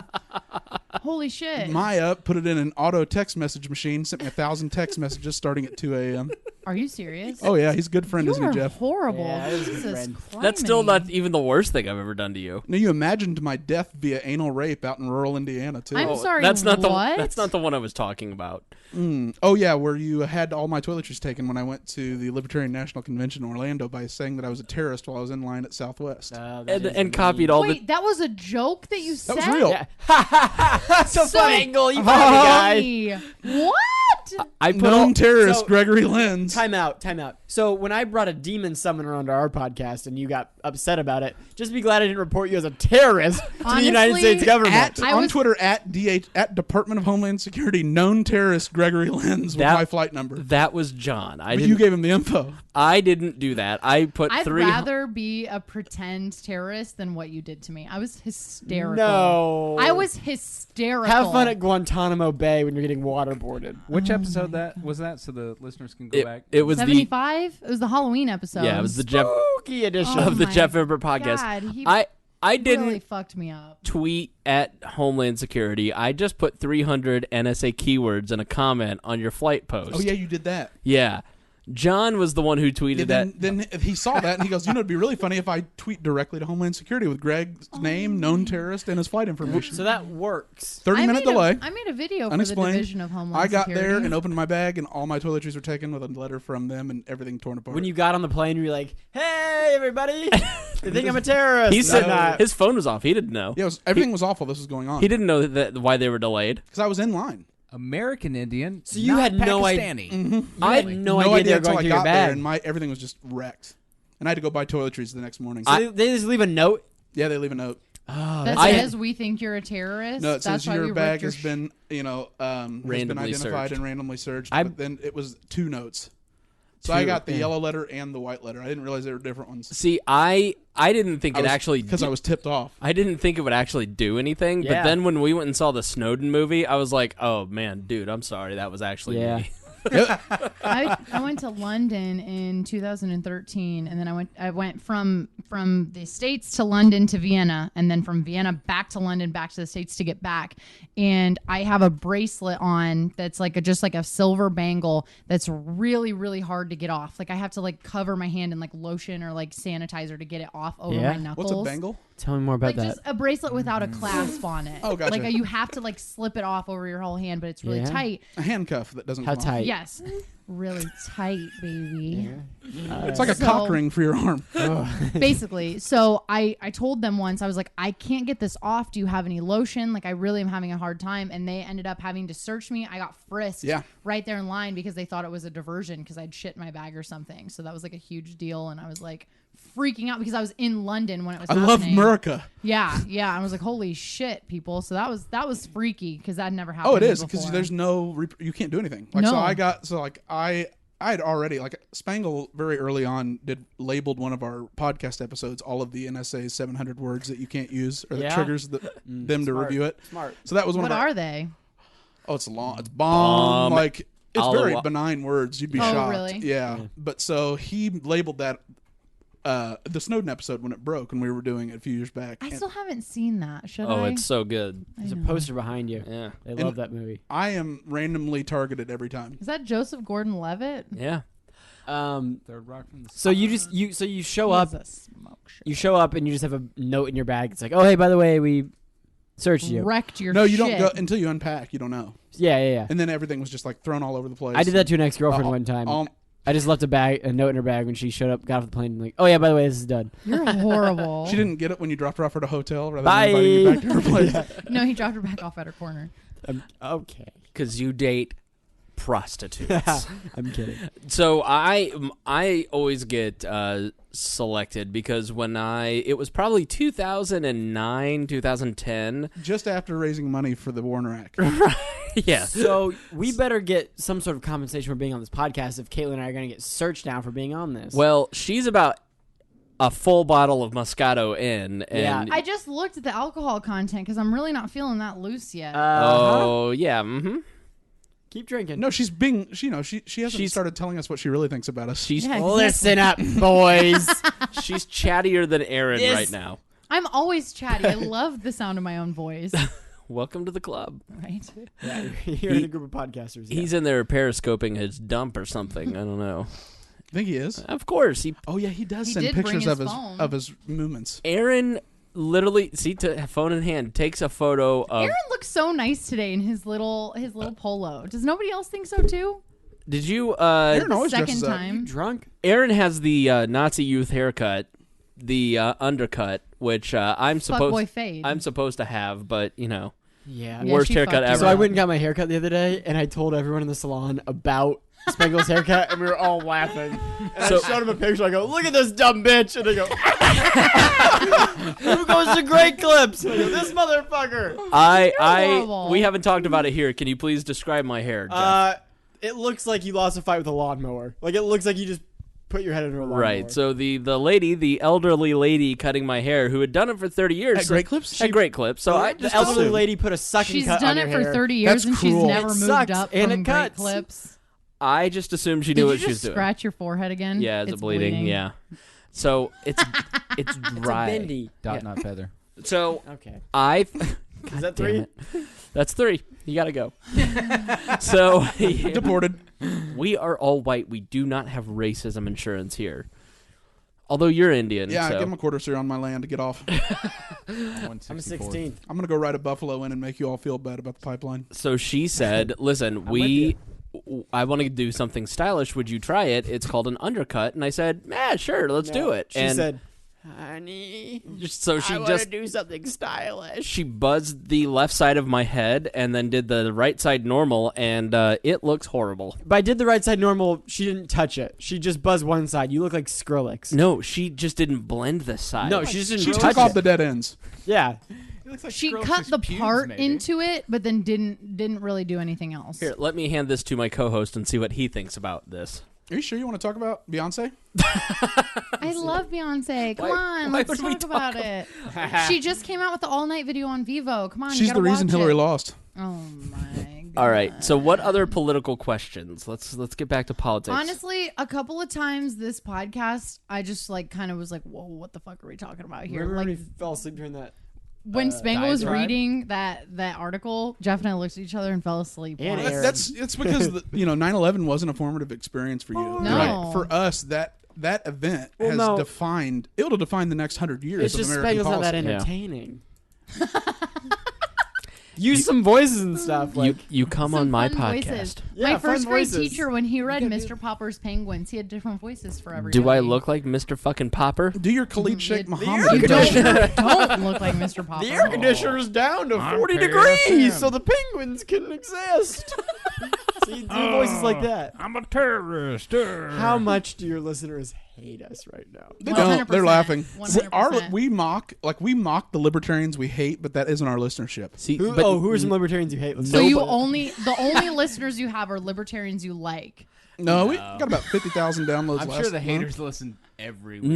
nobody comes on this podcast and mocks Dear Leader. Okay, wait. This is my domain. This is a okay? question. He was This is a literally- question. Oh, let's do it. No, hold on. He was literally identified by a city councilor as the president of all all libertarians. libertarians. That's how important he is in the libertarian movement. Right. Which is just so fucking weird because the first time I met Spangle and he's like, I'm a libertarian. I said, what's a libertarian? And then he couldn't explain it to A me. Republican Yeah. that doesn't hate queers. Spangle. Okay, that answer would have sufficed. He That's what I didn't try to say tell that. people, and then I always get yelled at how that's not what it actually is by libertarians. No, whatever. Spangle. And I put them in Yes. camp. What's a king to a god? What's a god to a non-believer? You mean nothing to me. Is this Kanye What's again? a king to a god? What's a god to a non-believer? Yeah, our audience. Don't See, believe it. the biggest complaint about our podcast, Greg, Unseriousness. is that when we're The first 20 unserious, minutes, yeah. when we're unserious, and so like they're sitting here going, "I was so bored at the parts that all of our audience will love," How dare they? and then our audience will hate. Well-written expose. All right, nerd. Okay, wait. I've got a That's serious no. question. Honestly, you just defined what's so hard about libertarianism is we could literally feed them broccoli all day and they'd never stop eating it. Right. Yeah, It's we- hard to get them to. So they don't have popcorn for breakfast? No, what I mean is like it's hard to get them to be political because they sit there and they will just social. sit there and corner you and try to peg you down and be like pull up their phone and fact check you in real life and Right. do everything that's irritating Well, imaginable. why- When you hate listen to my about podcast and I'm talking about crushing puss and huffing dank, you can go, how dare he? We never talk about crush and push or huff and dang. That's all I do. No. Okay, here's a question. I have a serious question. In fact, when I asked him, what's that date about? I don't have a date. Wait, what'd you say? Greg Lenz, if you were to be like the president of Mm-hmm. the United States of America, like how would you run it? What would your like perfect government look like? My first thing to do I would scale back executive power and put as much the problem with So legislation. like checks and balances, how like the whole government works. You would Right. just So I would rework- I would only operate within the bounds of what the Constitution granted me originally. Okay. So I would be the commander in chief. I would not dabble in foreign policy in domestic policy. So like if I am a believer that states should have the laws they want, communities should have the law they want. Like Really? yeah, so like how shop local. Yeah. I would govern local. So like Okay. the whole point is that you put the power closest to the people that have to live under it. You don't get the angry, like you don't get Donald Trump's. God damn it, Aaron. Thank you for that. You don't get Donald Trump's Yeah. and that reaction because that's what he is. He is a reaction to years of cultural change. Okay. You don't get that when you live in communities where you dictate the cultural norms and You people. think- There's more power centralized locally than federally. You think that if the state of Indiana had 40 or 50 different governments from one another, though, that would work better than just with one overall government? No, so like obviously there's economies of scale. So like Yeah. and we're a constitutional republic. So the government can't do these things to you. So Okay. freedom of the press, no quartering soldiers from Britain, or whatever, but that's been evaporated. And then self-incrimination. So all these constitutional guarantees serve as the protection against a government locally that would say, "Oh no, you're gay. You have to leave." That doesn't work like that. Sorry, Spangle. Like that's why gay marriage, like Bill Clinton was signed the Defense of Marriage Act, DOMA, which Okay. said marriage is between a man and a woman federally. It got overturned because that's a violation of the Equal Protection the Equal Protection Clause, Okay. which grants access to all our laws to any taxpayer or citizen. So if we just enforced it back to its original area, yes, you're always going to have racism. Where we are, you just can't force. Donald Trump only happens because we tried to say, quit being racist. Yeah. Jeff. You know what I mean? Like, anytime it's really you try to the use oddest force. thing, though. Like, what about me makes me not like someone of a different... I'm not saying I'm racist. I'm saying this is, like, hypothetical. Like, what about someone who is black makes a white person not like them? Is that just, like, years of conditioning from the people? Oh, it's evolutionary. Yeah. How is it evolutionary, though? That's my question. Because we are here because we avoided anything that we had any kind of reason to be suspicious of. I mean, even if it wasn't justified, even if it was literally different than what we were accustomed to, that was a risk to our survival, and so we avoided it. No. So years of evolutionary psychology are ingrained in us. Racism didn't exist till the 1800s because they needed an excuse for slavery to keep it around. No. I don't know why. Do you know the Spangel's Jewish laughing. people at all? Because that's Noah? Do you think Moses? Is he I mean, serious? I'm talking about black They and never white existed. racism. Black and white What racism. Kaitlyn is talking about. Yeah. It didn't exist in the 1800s because they needed a reason to keep slavery around. Because fight me, No, motherfuckers. I'm not saying explain you're it then. ignorant. You're Explain it. you're I'm justified saying- to your creative history. No. I'll let anyone. Everyone is but fully explain entitled. it. No, I'm saying Explain it to us. it's history where they started saying, well, the head size is different, and they started making all these. Oh, reasons they and introduced excuses. science and Colonial. Darwin's Yes. scientific You're saying findings to colonialism. justify it. Yes. Yeah, But colonialism. racism's always I mean, been existing. racism has always been around, but I mean, It's part of they human started experience. using science to Yeah, support it's it. because it's evolutionary ingrained. You know, we are here because we avoided being killed over and over and over and over and Okay. over. And so even if something isn't justified, I bet if I took you out, if we went out downtown and Kaitlyn's like, I need to walk back to my car, and you walked back and it was 2 a.m. and you had to cut through an alley over there by Conseco, and a black guy was coming towards you, I would shit my pants. would you go to the other side of the street? 100%. You're a racist, but all you're doing But is avoiding risk. I would also, but I see what you're saying, and I would also do that. I do that with any man. Right. Though. It Exactly. doesn't matter. I mean, if it was a white guy coming up to me, fucking crackhead, Yes, whatever, all men. because I think all of Hashtag. them are crackheads under the bridge because that's just what I've experienced for the last 2 years. Right, but if it was like a scarfed, neck-bearded hipster that had Birkenstocks on, you know, you would be like, "Oh God, I could take this guy." Yeah, I do yeah. with any person because I know they Punch can beat that. me up. So Have you guys ever heard of the term straws? Like, hey, let me get some straws from you. No. That's cocaine, yeah. apparently. A guy came up to Matt and I one night, right over there right at like Georgia Street and Penn. Matt And is her suitor. Yeah, right across the street from Banker's Life, and was like, "Hey, you got any straws?" And I was like, "There's straws like right inside Kilroy's." Like, go ahead. I was like, "No, you got any straws?" Like, Yeah. and Like I was Bolivian marching oh, powder. shit, Yeah. like cocaine. And I was like, "Nope, don't have any straws." So now I feel like a bad bitch when I know what that means. You know what I mean? Because you picked up the vernacular. Yeah, hell yeah. But no, I totally agree with you. But I was just saying they use Yeah, it as a yeah. That's the problem. Is like science is a lot of Propaganda. times justified. Like Yeah. they use it strategically in Right. order to prove something. Like with the reality is that a lot of the African tribes, it was warring tribes that turned over the slaves to the slave trade in the United States. Mm-hmm. It wasn't white people that went over there and captured them. They were turned over because they were rival tribes yeah. and sold. So I was Okay. Oh, sorry. That go was ahead. the supply chain. Hang on, before you say something. Right. Even if I know nothing, I was raised in a white room, and I look at Greg, I'm still gonna size him up just because Right. that's He's a libertarian. He's a threat. nature. That's what you do. Yeah, he's a yeah. But you're not libertarians, man. consciously doing it. It is like Okay, so what ingrained about- psychological patterns. What about when, I mean, all of the immigrants came to Ellis Island, which is how I am even here today. My great-great-grandfather came over to Ellis Island from Poland. They had Italian slums. Like, why did that happen? because people.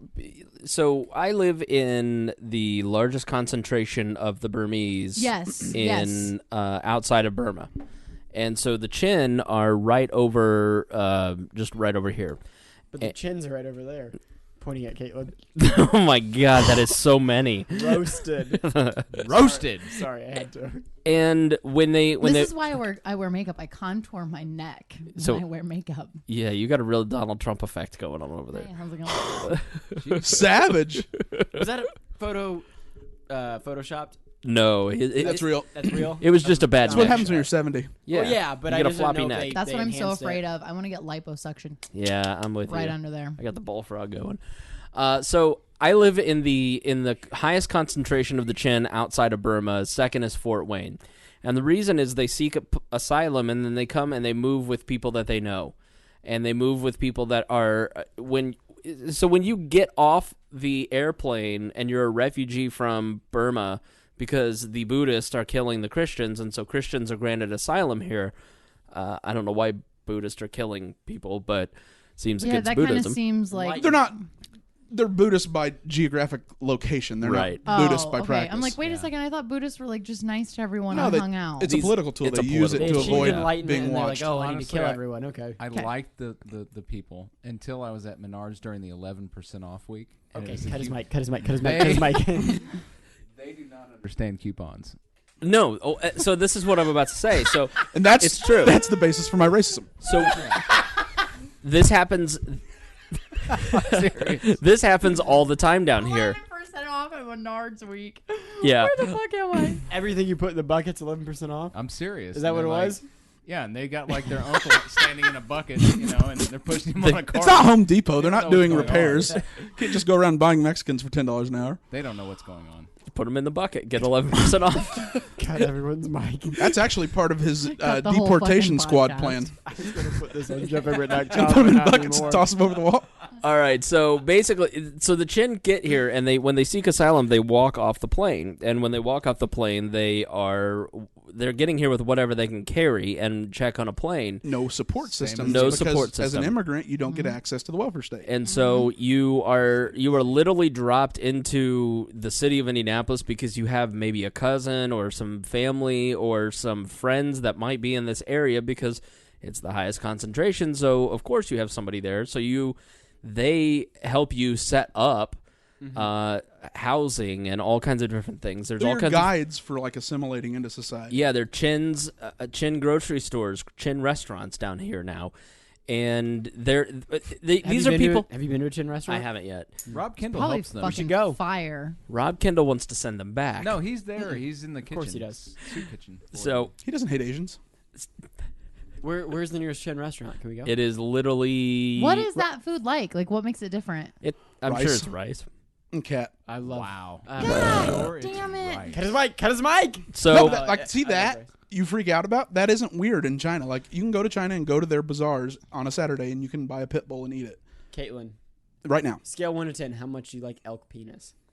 0. See, okay, well, you can get elk penis over there. So But that's what I mean. Is it's only probably- weird because that's our ethnocentrism. you can get penis How wine. gross they Well, eat I think cat. it's mostly weird because they're pets. Like, if they were to like Here. eat something Here. equally weird that wasn't like a pet. like guinea pigs in Peru are Delicacy. Are Yeah. delicacy. How awesome! Monkey would it brain be? and a lot of like Cambodia, Yeah. Laos, Thailand. Christmas dinner in Haiti is cat. Yeah.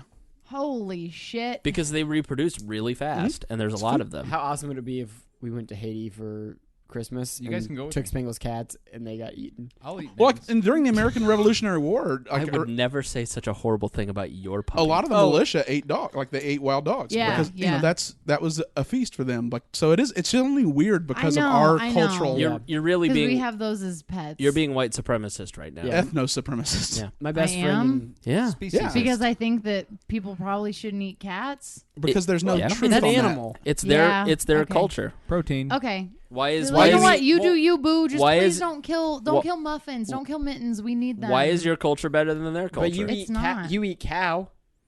I eat the fuck out of cows. Yeah. Sure, hell Indians, yeah, you do. Indians think you're weird. Yeah. Weird as fuck. And they're They more worship it. populated than the Yeah. United I'm States. Buffalo. I'm personally offended. Yeah. Spangle is Because that's the nail salon. I go to a lot of nail Why does salons he where bleed from it's weird run places? by Koreans. So the one I used to go to up north was all Korean run, and they all ran the nail salon together and all lived together in the Right. same house. It was Right. literally like 4 different families in one house together. Well, they're a more communal culture. Yeah, Like yeah. so, like one of the biggest problems in higher education in the United States is all of the Chinese nationals that want to come here and get their education and then want to get a job here, and they can't get corporations even though they're the valedictorians and they score the highest. The big problem they have is rampant cheating because it's the most weird thing in the world to not work together with your classmates on a homework assignment. I will They're a tell communal you this. culture that all works together, and they get killed for cheating in all their classes. I got an And F in it's- high school because of that. Yeah, Yeah, you're just trying to share. Matt, but that's it's a communal Efficiency. culture. Matt, my boyfriend, was in like the business marketing kind of whole thing in college, and said he was in a class one time. They were getting ready to take a test, and a Chinese student was looking off of the test of his friend from the period beforehand, and the teacher was like, "What the hell are you doing?" Mm-hmm. And he said, "Well, this is what we do." It at never home." occurred to them that was cheating. Yeah. And well, I don't know if I believe that. Right. But, It literally they blamed doesn't. it on that. All of a Because sudden, they- all of a you sudden gotta he was like, remember- I know, understand. No, you got to remember that. Well, my people. You have to remember they had the Mao Communist Revolution where people there wasn't a God, there's no afterlife. People were disposable because there were so many, and you were a drain on the state because it was a communist society. So every mouth was an expense. Sounds like and, work. And like Tiananmen Square, they ran over students with tanks and never thought twice about it. What people don't realize is in China right now, if you hit a pedestrian, you have to pay them a monthly stipend the rest of your life and all their medical bills. That's why there are millions of YouTube videos of Chinese hitting someone at a crosswalk, backing over and killing them, because then you're not on the hook. Oh shit! Tons. I did People that don't to even Rex realize it. Thread? I did that to a raccoon with my That's the mom's cultural van. difference. Swear to God. I didn't even know that. Oh, you can. They literally I felt bad because for it. they It are wasn't on the hook dead. the rest of their life. Put it They out of back its over to So make they sure they're dead. Might as well kill him. Yep. And then they're not. And then unless they get caught, Holy they're not on the hook. I wonder, do you think that any other country in the world looks at the United States of America and is like, I cannot fucking believe they do that Yes. there? Yes. Oh, capital Like- punishment. Yeah. Really? African countries look at abortion and gay marriage and are Like- absolutely stunned by it. They can't believe we have these gay pride parades where these gay people shake their junk in little kids' faces. Well, they Right. mutilate Cisco. their baby, like so they Of mutilate course. infants. They female genital mutilation. The question is that good or bad? And there's no way of proving that. So And there's no that's the truth. thing that's really hard is I'm sitting here as an American and I'm like, yeah, like we're really great. Like we're moving in the right direction. But then I see other countries and it's like they think the same thing. So What's the who's direction? right? But How do you know that direction's right? That's what I'm saying. How do we What's know the North ours Star? is right and theirs is wrong? It just seems more civil. Because Yeah. like when you look at old white people love to look at young black men with their pants hanging down around their ankles and be like, pull your pants up. He's a thug. He's a thug, but like that's black culture, and why does he have to conform to your notion of what is right and wrong and fashion and culture? Like black culture dictates this. Boomers Why want can't you to assimilate. Right? They don't Back understand. in my day, Right. They didn't have a problem with it. Like if you look at like in Harlem, 1930s, Right. African Americans and whites had the exact same marriage rates. The creation of the welfare state, since in black culture the woman is the head of the household and the center of the universe, it created a situation. Charles Murray wrote about it in Losing Ground, where now it's under 31%. It's 69% of African American births are out of wedlock. how much? What percent? really? Yeah, in the United States, 69. I know you like that, didn't you? all right. Yeah, high shut five. it. Yeah, and like that was the point in Losing Ground. Is the problem isn't that they want you to assimilate, is that when you create a welfare state, you create a debt burden. When they behave in a way that there's ingrained racism because the white people are in charge of giving out the jobs and they don't conform to get hired, and then they're told they have to accept you regardless, it creates the backlash over and over. It's the same cycle. You know, the only way to move up in the labor market, the only way President Obama got elected is because he talks white. Yeah. How dare you? No, it is. And you know what's funny is he's not a black president. He's also Scotch-Irish. Yeah. Is he really? His mom. I never He's- knew that. You're so well yeah. spoken. He's like he's my so Him and God. Hillary Clinton share the Singletary family in the United States as a common ancestor. Like the thing about identity politics is that it's eventually going to become so foolish and so ridiculous for the left, and like to millennials it already kind of is, because we're 40% multi-ethnic. We're as all a mulattoes. right? Yeah. and I mean I'm personally You're Indian, right? You're Yeah, Native yeah. American, excuse me. I'm 1/16 Not Native Spangle American. kind of Indian. Okay, again, saying Native American is just as offensive as saying Indian. I'm Cherokee. Yeah, they'd rather be Tribe. called by their tribe. Right. Yeah, Which is racist. Yeah, but that's the thing. Like, if you are, don't roll your eyes at me, Spangle. I wasn't. But no, Spangle's the worst. I wasn't rolling my eyes, you pieces of shit. but no, if you Sorry. are Sorry. Indian, Native American, and you get offended by saying, "Oh, I'm," Grouped and categorized. you're looking to be offended. Right. Like, Right. People. Well, don't that would be it's like just what they don't me understand. saying someone calls me white or Caucasian, and I'm like, I'm Polish, Right. and Scottish, But and Irish. She's whatever, a very whatever. articulate. I think the Polish people who are person. actually offended by shit are really just white liberals who want to seem like they're down for the struggle. Oh, I'm so in tune with what's going on. I just- got you. Yeah. I have a friend who is 1/16 black and 1/8 Asian, and she's so offended right now, and she's hurt and she's scared, and I just want to protect her. Well, Asians are the most racist people on earth. The Japanese consider Koreans descendants of dogs. And Yeah. they will shame your, like, if one of their daughters marries a Korean, it's the most shameful. Which act you which can is do. No. yeah, which is why How can they tell the difference? Because of the hope- creation God myth, damn it, the Japanese Aaron. are pure. I wish all of my descendants were dogs because I love dogs. That's true. he Tried to literally give his 401k to his dog. Yeah, I did. he did literally after the 401k meeting. He asked if he could leave it to what's your dog's They're name? not going to be laughing Nor about that in jokes. 100 years. They'll be like, well, of course. Why wouldn't you be Yeah. able to make your dog the beneficiary? That's Fucking the norm. Speciest. Right. No. That's what's funny is we laugh, but it's We had a very high-ranking official from like J.P. Morgan, and I went up to him and was like, "So can I leave this to my dog?" And he's like, And he giggled because you JP know Morgan. he goes, you can leave it to your. He goes, you can leave it to your parents and they can take care of your dog. And I go, ha, I'm not leaving a dime to my parents. and like Jeff was so adamant about it that Yeah, the I guy was being 100% serious. the guy eventually goes. His face fell from laughing to, oh, he's Our a country's fucked. And then He's I a looked at him crazy- and I go, listen, buddy, in about 4 years, I will buy you and your kids. I'm a media mogul. You can buy T-shirts at jeffvibbert.com. Signed. There's like 4 left. I know. Yeah. Coming into the Christmas season, we only got 4 left. Big oversight. Not good. It's funny though because our country is more divided than it's been since the Civil War, and yet we share. If you look at like the values through like Gallup and Pew on where America is on almost all the issues, it is more centralized around more of like a libertarianish type of mindset, and it's the largest amount in history, and so we're Yeah. really not that polarized until it's political season. Yep. Talking to individuals outside the framework of politics, we're all alike. Yeah. Do you hate gay people?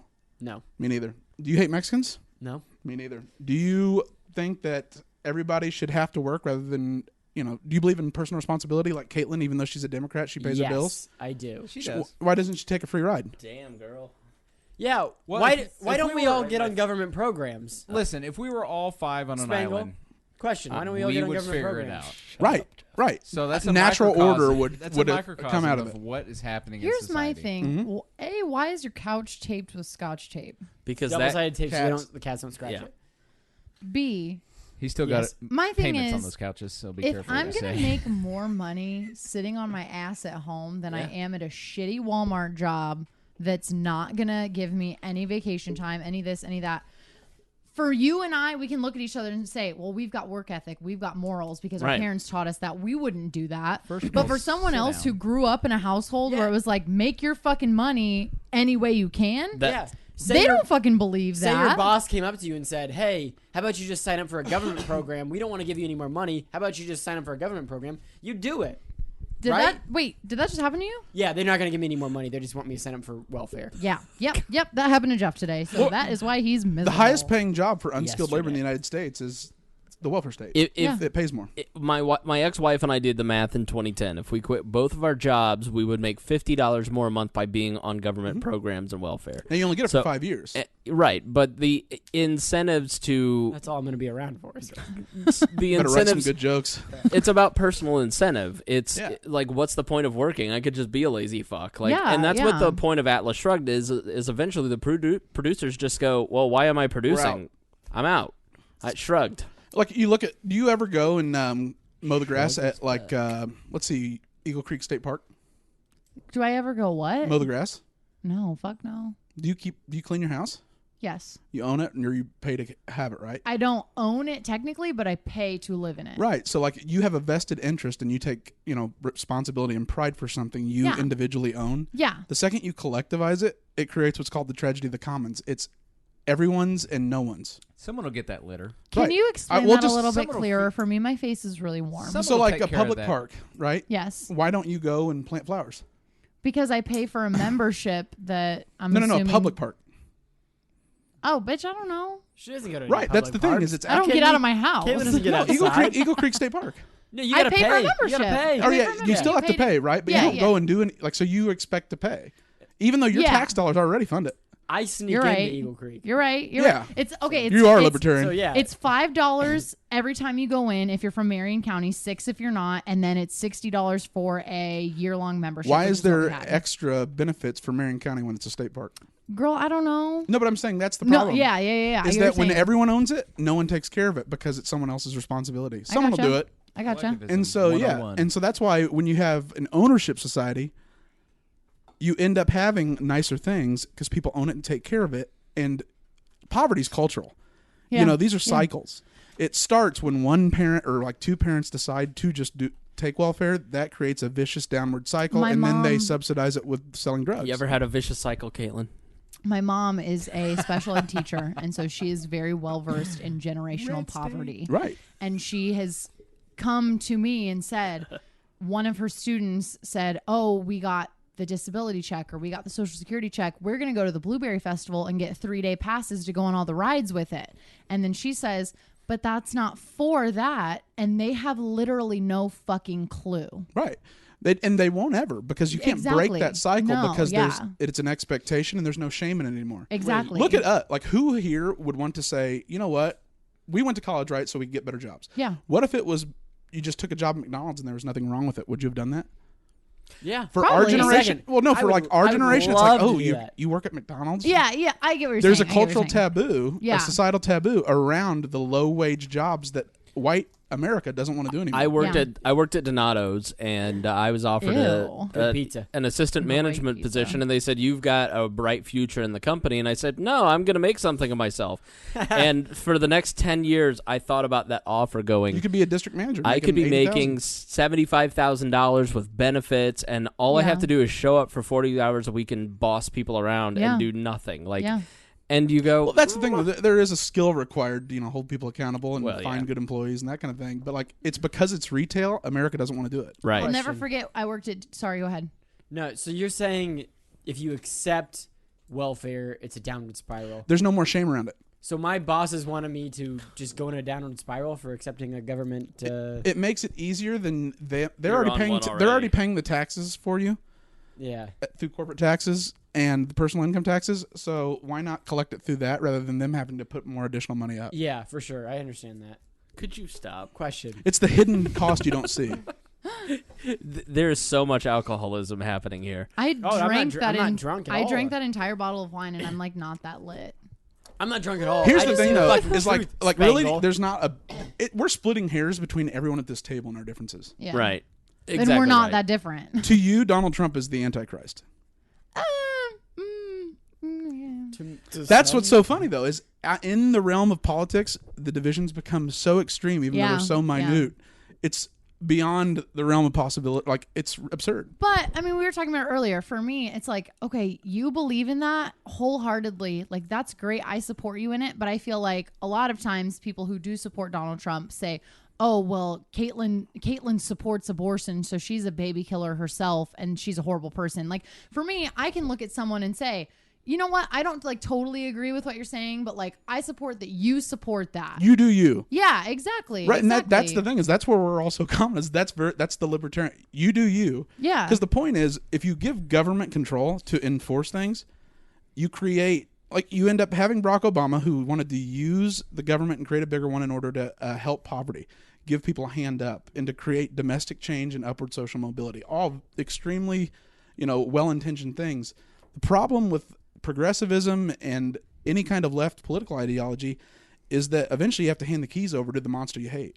Yeah. They don't. And you just judge- gave them something even bigger and badder, and now they get 4 unobstructed years to terrorize you. That's what's scaring so many people. The other problem is disconnection. Is when we've become so siloed in media, and we are afraid to talk to each other at Thanksgiving as a nation, and like you become. And I've been studying the Nazis a lot lately. Like, how did? Oh, Of course you casual. have. So I've been studying the Nazis a lot lately, and how do Germans turn into Nazis? Like, how does a group that gains 39% of the popular vote Democratically elected. turn into a group that can use, like, so there's a documentary called The Einsatzgruppen on Netflix. If you just look up in the search bar Nazis, you'll find it. And it's about the Nazi death squads, and it's the most. Einzelgruppen, Usergruppen, Weesergruppen. Oh, Someone turn God, your your mic off. listeners hate me. We are all groupings now. And it is by far the most. So I turned it off. I was watching it when you guys got here, and Jeff's like, "I'm trying to eat Taco Bell, and there is Nazis hanging." People. I don't want to see the no. It was the Nazi death squad. But it's I the don't wanna same see it while principle I'm you eating. just brought up, is that science was used Sure. in order to justify Yes. something. And so that's what happens, is that science is just a tool. It's applied to justify whatever racist or irrational decision you make. But this is also. No, we're not talking about Beyonce. We're talking about Nazis. You can apply whatever you want. So if you whatever look, you want to when you watch prove your this, point. when you watch this documentary, it is mostly eyewitness accounts of what happened, and it's primary footage of the Holocaust happening, of these death raids, and all of these. We didn't know anything about Jews. We had heard that these Jews were responsible for the problem, but we weren't really familiar with them. We had one Jew in town, and he seemed all right, but He was a nice boy. right. But the rest of them, and so because they were an upwardly mobile minority in Germany in the 10s, 20s, and 30s. And They were the merchant class. It wasn't that they were Jewish. It was that they owned they were the ones seen that had access to finance and then entrepreneurship. yeah, and they didn't assimilate into society as much, and so Everywhere they go, they get of course, kicked out of. and through so their history. And so they banded together, but that lack of assimilation made it so easy for people to turn on them and believe in these myths that that Jews who were the merchant class, who were responsible for banks, to these farmers out in rural Germany. They were like, of course these Jews that we've never They're met. dairy farmers. Yeah, they're like, of course these Jews that we've never met are responsible if these people, these politicians that I trust, are telling me this. Yeah. And so they become a tool to And they've been motivate. beaten down.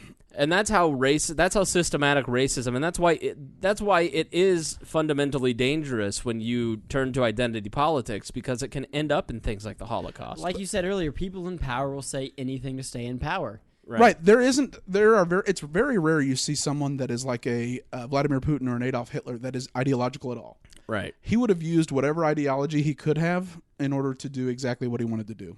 Mm-hmm. That's the same thing with Saddam Hussein. No, these people aren't ideological in the way that they're fully committed to, like in the Soviet Union. Like Lenin was committed to Marxism. Stalin would have been a ruthless, bloody dictator, and he would have done it as a capitalist. Yeah. He'd have done it as a Democrat. He'd have done it as a Republican. Whatever he needed to do to get that power, he'd have done. And so the real thing is to limit government so that they don't have the tools to commit those atrocities. Right. And then to use like the intelligent crowd, like the academics, the media, the thought leaders. What always ends up happening is they want to perfect society. They say, listen, our ideas are best. We can make things better. So we know how you should live if you just listen to us and give us control. And then it ends up someone comes along that recognizes that and exploits them and that sentiment to want to do that, and you get the Holocaust. And right now it's happening in Europe. Europe right now is colonial. Trump was happening 4 years ago in Europe, and really 8 years ago. France has entire towns that the police don't go into because they operate under Sharia law and Sharia courts in Marseille. And so it's the browning of France, and they are hating it because the French want to protect their culture. They have to approve, the government has to approve what kind of vines you grow to even make wine. It has to be a certain quality of vines. Really? Yeah, and so they have cultural preservation in place, and colonialism created the free flow of immigration, and so they have a bunch of Muslim people in their country, and this has been brewing and brewing and brewing in Europe. And Trump, you could have seen this coming in the United States. It's just that it was Hispanics. Well, go ahead. I talked to someone who just been to France, and they said they make this big deal of Muslims in France. The browning of France has been years in the making. But you can't, when you go there, it's not even a big It's because you go to Paris in the urban centers. Okay, yeah. And they don't assimilate, and so they're different. I'm not cultured. I've never been out of the country. to Europe. I've been to Cozumel. I've been to Belize. Where they literally drank their they drinks. wall themselves off from the country they're in. For sure. But no. I spoke with someone that had just been to France, and they're like, you couldn't tell. But of course, yeah. If you go to the tourist spots, they go, oh, let's keep them out of it. You know what I mean? Those are the wealthy areas. So like Yeah, that's for sure. those are the evolved, civilized people who are multi-ethnic. Yeah, you come to Indianapolis, you're not going to go to the South Side. You're going to stay in Indianapolis. Well, like Bashar al-Assad's wife is a French aristocrat. Right. And this is a guy that's been gassing people. The guy that runs Syria. Syria, yeah. I mean, this is a guy that is an ophthalmologist educated in London, and because his dad and his older two brothers were killed, he assumed power, and he was the idiot youngest son, and he was an ophthalmologist playboy, living the life, and then he had to come back and take over the party, and now he gasses his own people. Right. And because they are trying to overthrow him. To keep power. Why did he have to come back to the party? Because the Ba'athist party would have been overthrown. Yeah. And then Syria would have been thrown into disarray. Why does anybody take power? Because they can. You don't turn down being king. Right. Why does dear leader take power of this podcast? Because he can. Because I can. He wants the power. He's the philosopher king that's qualified. Built it with my bare hands. Power's made by power being taken. But even in this country, you see the media class and the academic class turning on conservative America. You've got long ago, but there's some striking things now where it's taking an extra paranoid tone. Where like Kellogg's just pulled all their advertising from Breitbart and made like a big point, so now there's a big boycott against them. You've got BuzzFeed did a hit piece on the fixer-upper people on HGTV. Well, they go to a church that believes in conversion therapy, and it's this mega church in Texas. In Waco, oh, they believe in conversion therapy. We don't know whether or not. Is it the one where Hillary Clinton ordered the National Guard to use a tank and kill 71 people and 23 children at the French Davidian complex? Yeah, exactly. And so you can't say that though. Like that's the thing is you're not allowed to say what happened. Right. There was this incident where they meant well. The Clinton administration at the same killed time, 71. They ran over 23 children with tanks. Other people will say, "Oh, like George W. Bush was their savior. He was the best president." Oh ever. yeah, like, absolutely. Except for that one day that they don't because talk about. we only get news from more like now it's so customized. Like look at our society. We complain if we can't get McDonald's exactly how we want it. Yeah. Whereas it used to They be put Burger King pickles on it. Well, Are you kidding me? Burger King grew because have it your way. Yeah. And You're we're exactly a customized right. society, and we that demand fucking pop everything be machine customized. with the 4,800 flavors in it. Jesus, That's you the can't. worst. I hate it. You gotta cleanse it before you. Yes, and Spangle's so pissed. like, no, he's it's so perfectly nice. proving like what's wrong. and let me tell you, dating is Oh my suffering. God. Dating is ridiculous because it's so Hyper-customized. There's so much choice that people don't stick with you. Well, there's always a better option I, because I Yes, seem Spangle, to not there's- have that problem. It's That's why they checklist don't dating. stick with Thick you. titties. That's why they don't stick with you. Because he's got them thick titties. There's just so many choices. That's why they don't stick with me. No, it's Well, no, we're because so used to you're having a everything- horrible human being. Yeah. You ever No. look at the common denominator? You. women. Greg, this is just hurtful. No, they're you're trolling. You're getting upset because of stuff we're saying on your political podcast. I invite these two into my home. Oh.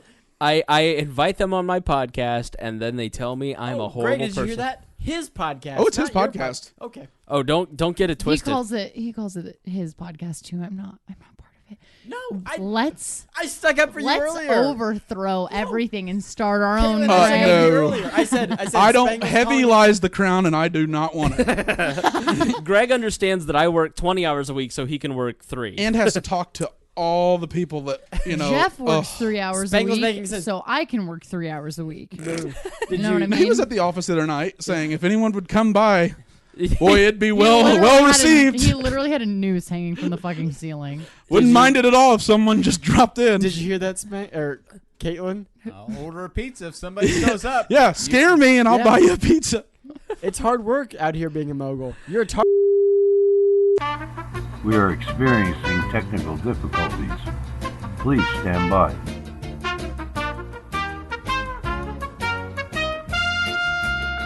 We are experiencing technical difficulties. Please stand by.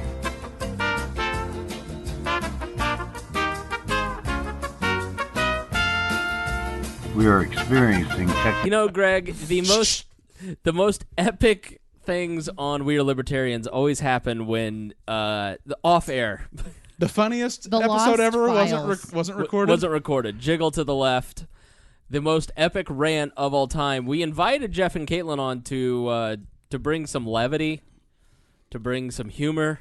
Just let's have a light atmosphere post-election, have some fun. Jeff just screamed at us.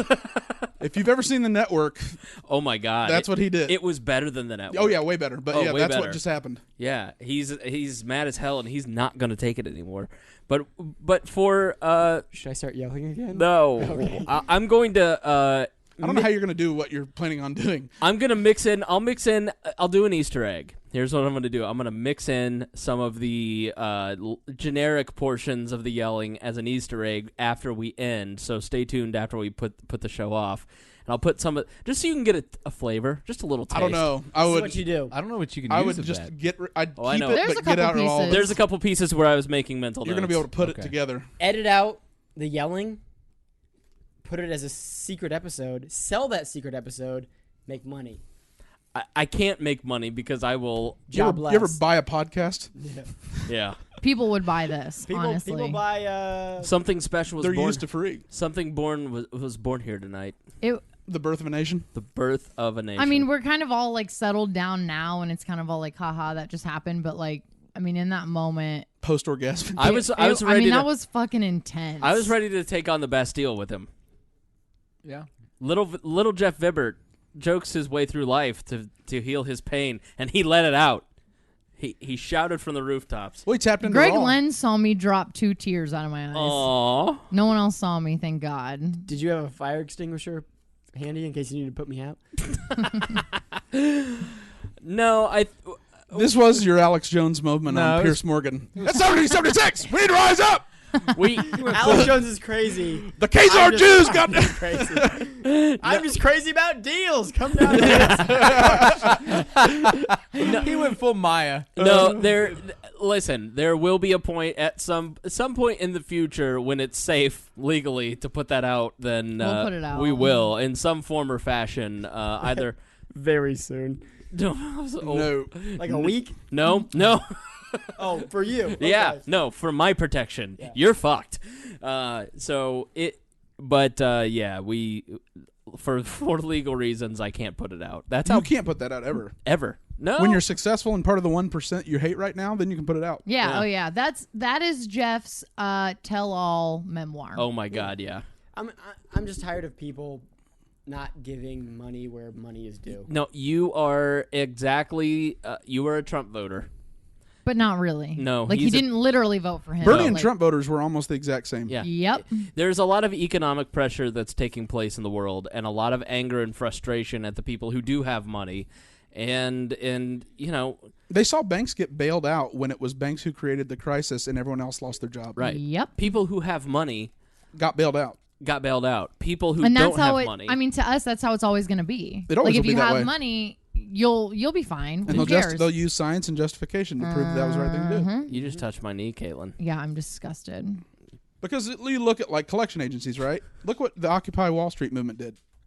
They got smart. They went around buying up people's debts that were part of their movement and settling for 10 cents on the dollar by buying them from the collection agencies. Yeah. Like it's that kind of thinking that gives you that little bit of redemption against a status quo that's going to protect itself to against any outsider. Yeah. Donald Trump, Bernie Sanders, anyone. They are going to protect themselves above all else and make sure that they are not threatened by you who, how dare you think you should get an extra $1,500 a month.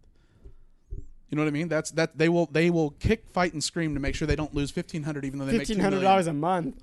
That's more than I make right now. Let's do it. or what, I mean, whatever the number is. But like they will literally kick, fight, and scream to not have to give you that when they clearly, I mean, Hillary Clinton made a loan probably, or Bill made $16 million just for showing up and speaking. Yeah.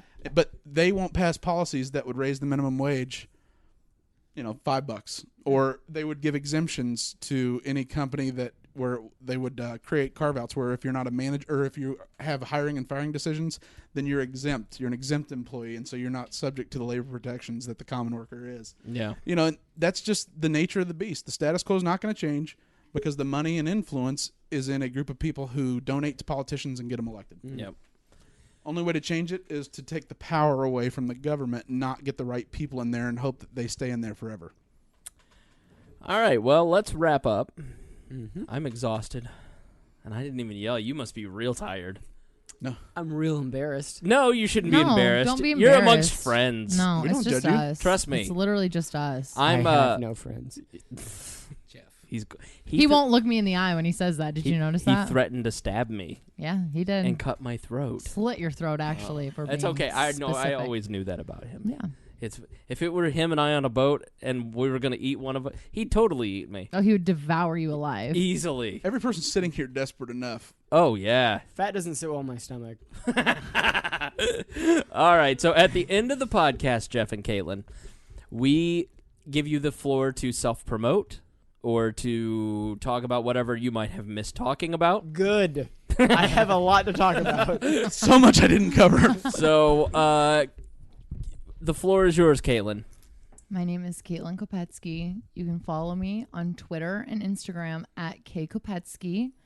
If you aren't into doing that, go ahead and head over to YouTube to Beyonce Vivo because she just came out with her all-night video, and it is one of the greatest pieces of urban artwork I've ever seen in my entire life. That song is about redemption, forgiveness. It really makes you cry when you're in the bathroom by yourself and your boyfriend's out playing on the PlayStation, ignoring you.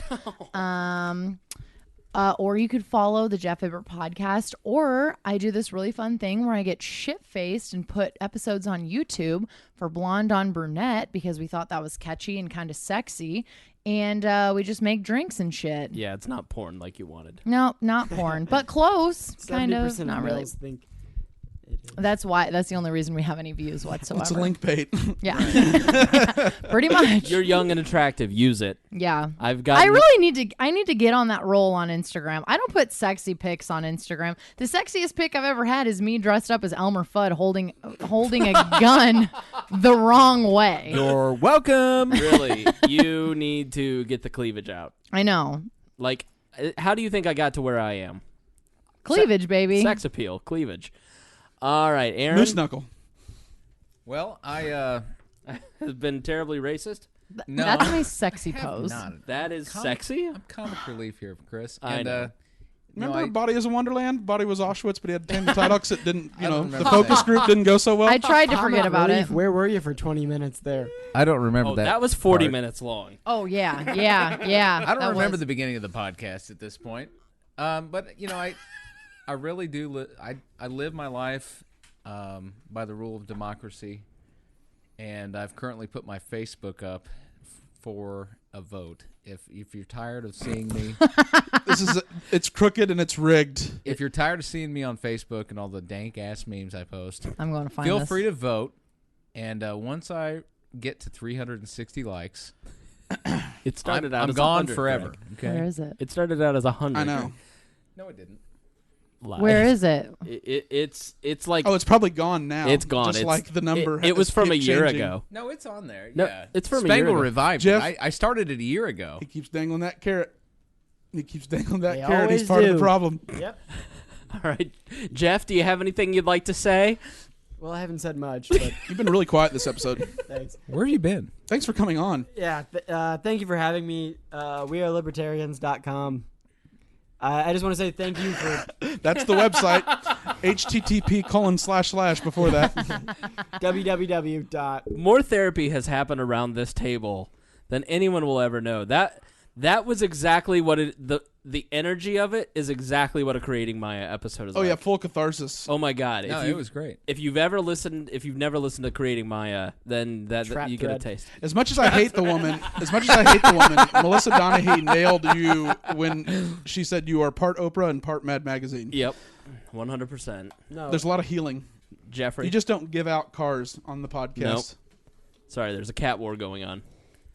I just want to say thank you for supporting this podcast because this podcast is a way for people to learn about politics without the CNNs and the Fox Newses and The just professor telling you what to study. yeah, it's a safe environment, and if you're listening, support it. Donate, send Spangle some mics because he needs 6 more mics. We're good on mics, actually. Okay, don't send them mics. Send them a board. Yeah. No, Oh, we're good no, on wait, board. you're good on boards. Yeah, Okay. yeah. Nudes. Oh, so if you're Send thinking me about these. donating, instead go ahead and donate to the Jeff Vibbert podcast. No, we're good on everything, Fuck too. you. Oh, are we? Yeah. Except not a paycheck for me, but that's fine. Well, you're a woman and you're supposed to stay home and raise the kids. Do you want to go on a rant about not getting a paycheck? I'm good. I'll just re-listen. But no, I just want to say... Oh, so he speaks for you? Exactly. I just want to say, Greg and Spangle, thank you for doing what you do. Thank you for coming on, dude. It's Love Both it's a of you. realm where you can speak freely, and that's great in today's society because there's a lot of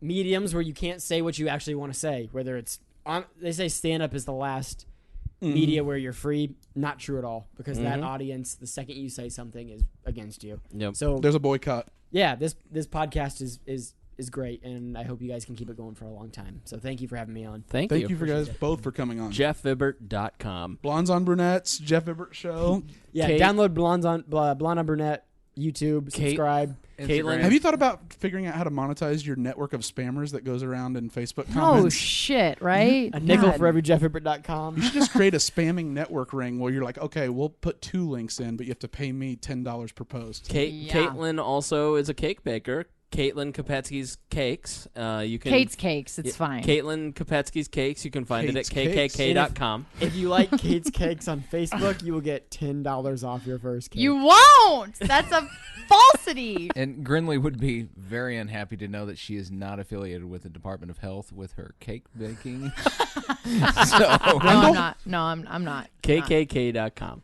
All right, Greg. Only white cakes. Only white cakes for you. Ah! Get a toaster cover. Your cat's dipping in the toaster. Yeah, Gross, Aaron God. can't drink out of one of your things, but your cats can go over there and finger all of your cups. Yeah, No, disgusting. well, What cat is that? That's I Mittens. left the cabinet open. Yeah. Inside job. Aaron left the door open, so the cat is just exploring. She's up inside the cabinet. She's, Corn Muffins is alpha. He has 2 cabinets. It's really a lion. That's a huge cat. Oh, that's Mittens. She's That's Mittens? That's Mittens. She's a badass bitch. I didn't realize she was so long. Oh yeah, she's very long. all cats look alike. I love your mug and Very buns. long. Thank Cups. you. Thank you. Many unsuccessful dates are how I earned those. Greg? No, just thanks so much, guys, for coming on. Everybody should definitely download, no matter what. Every one of our listeners, go and download and subscribe. Even if you end up hating it because Jeff's air horns. extremely racist and, I think our audience would like that. yeah. Oh, yeah, it's actually, yeah. The last episode, the one that you and I were on, is actually in our feed. It's the last episode. I posted it last week, so you can go and get a taste of the Jeff Vibbert podcast. That was 2 episodes ago with Greg, Spangle, Aaron. Then Spangle came back on The this most week. recent episode is with just Spangle. We Yeah. talk about Remember the Flipper kids? aliens. But I put it in. I put it in our. That made me laugh so hard earlier. Oh, my God. I just pictured Jeff with no appendages. I just had hands coming out of his shoulders. I couldn't do the show anymore. I had to turn it over to Greg. Oh, that never ends well. No. No, but thanks so much for coming on. Everybody go support Jeff Vibbert Show, Blondes on Brunettes, everything you're involved with. And give them a like, a follow, and donation because, it's like we were saying. We're all doing this hoping that there is a pot of gold at the end. But I think we would probably do this because we already did. We just put it on audio. Our discussions already happened. And I don't think we'd ever quit unless, women ruin lives like they typically do.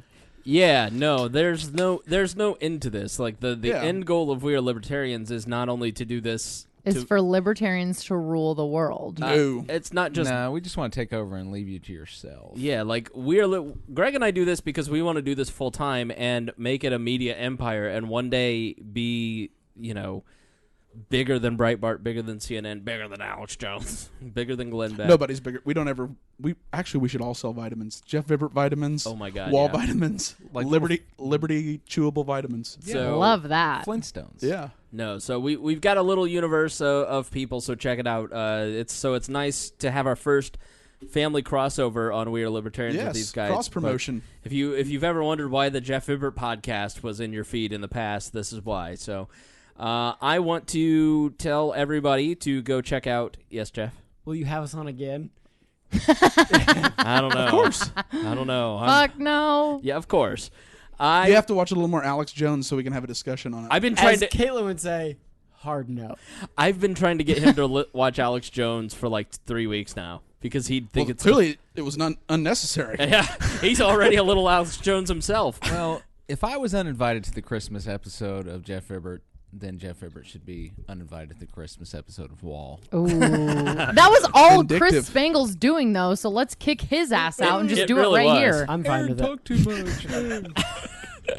I think you demonstrated why we don't invite you here. And, You just compared John Mayer's fine lyrics to Auschwitz. No, I expounded That on happened someone else's one time point. during the podcast. Quit bringing it up so we can edit it out. Yeah, Rewind it and listen to it again.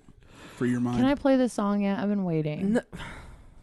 yes, I'll go. play it at the Let end. her No, play it. no, do it. No, do a it's thing. the end. Go ahead. I think Spangle's going to say some nice stuff about us. Was Keep going. Do a nice little outro. Nice little outro. Thanks for listening. No wonder you guys are sad. Yeah, no kidding. Listen. I'm gonna sit in a dark room with 9-inch nails and buy razor blades listening to this. Get a black light. It is kind of sad. Here, let me plug it in. It's a song. All All right. I want to tell you to go check out Attacking the Devil. It's a documentary on Netflix, and it is about Harold Evans' fight for thalidomide babies. And it's so terrible. But it is a truly inspiring documentary. And Did it's we see him do stand-up on Friday night? Who? Never Beyonce? mind. No, the Thalidomide baby. Oh, stop it.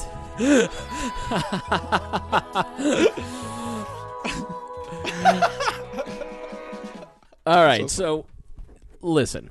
It's about Harold Evans and the Sunday Times in fighting for the right to report on thalidomide babies, and it shows you how little journalism our modern press does. Instead of actually doing journalism, they just fight about fake news.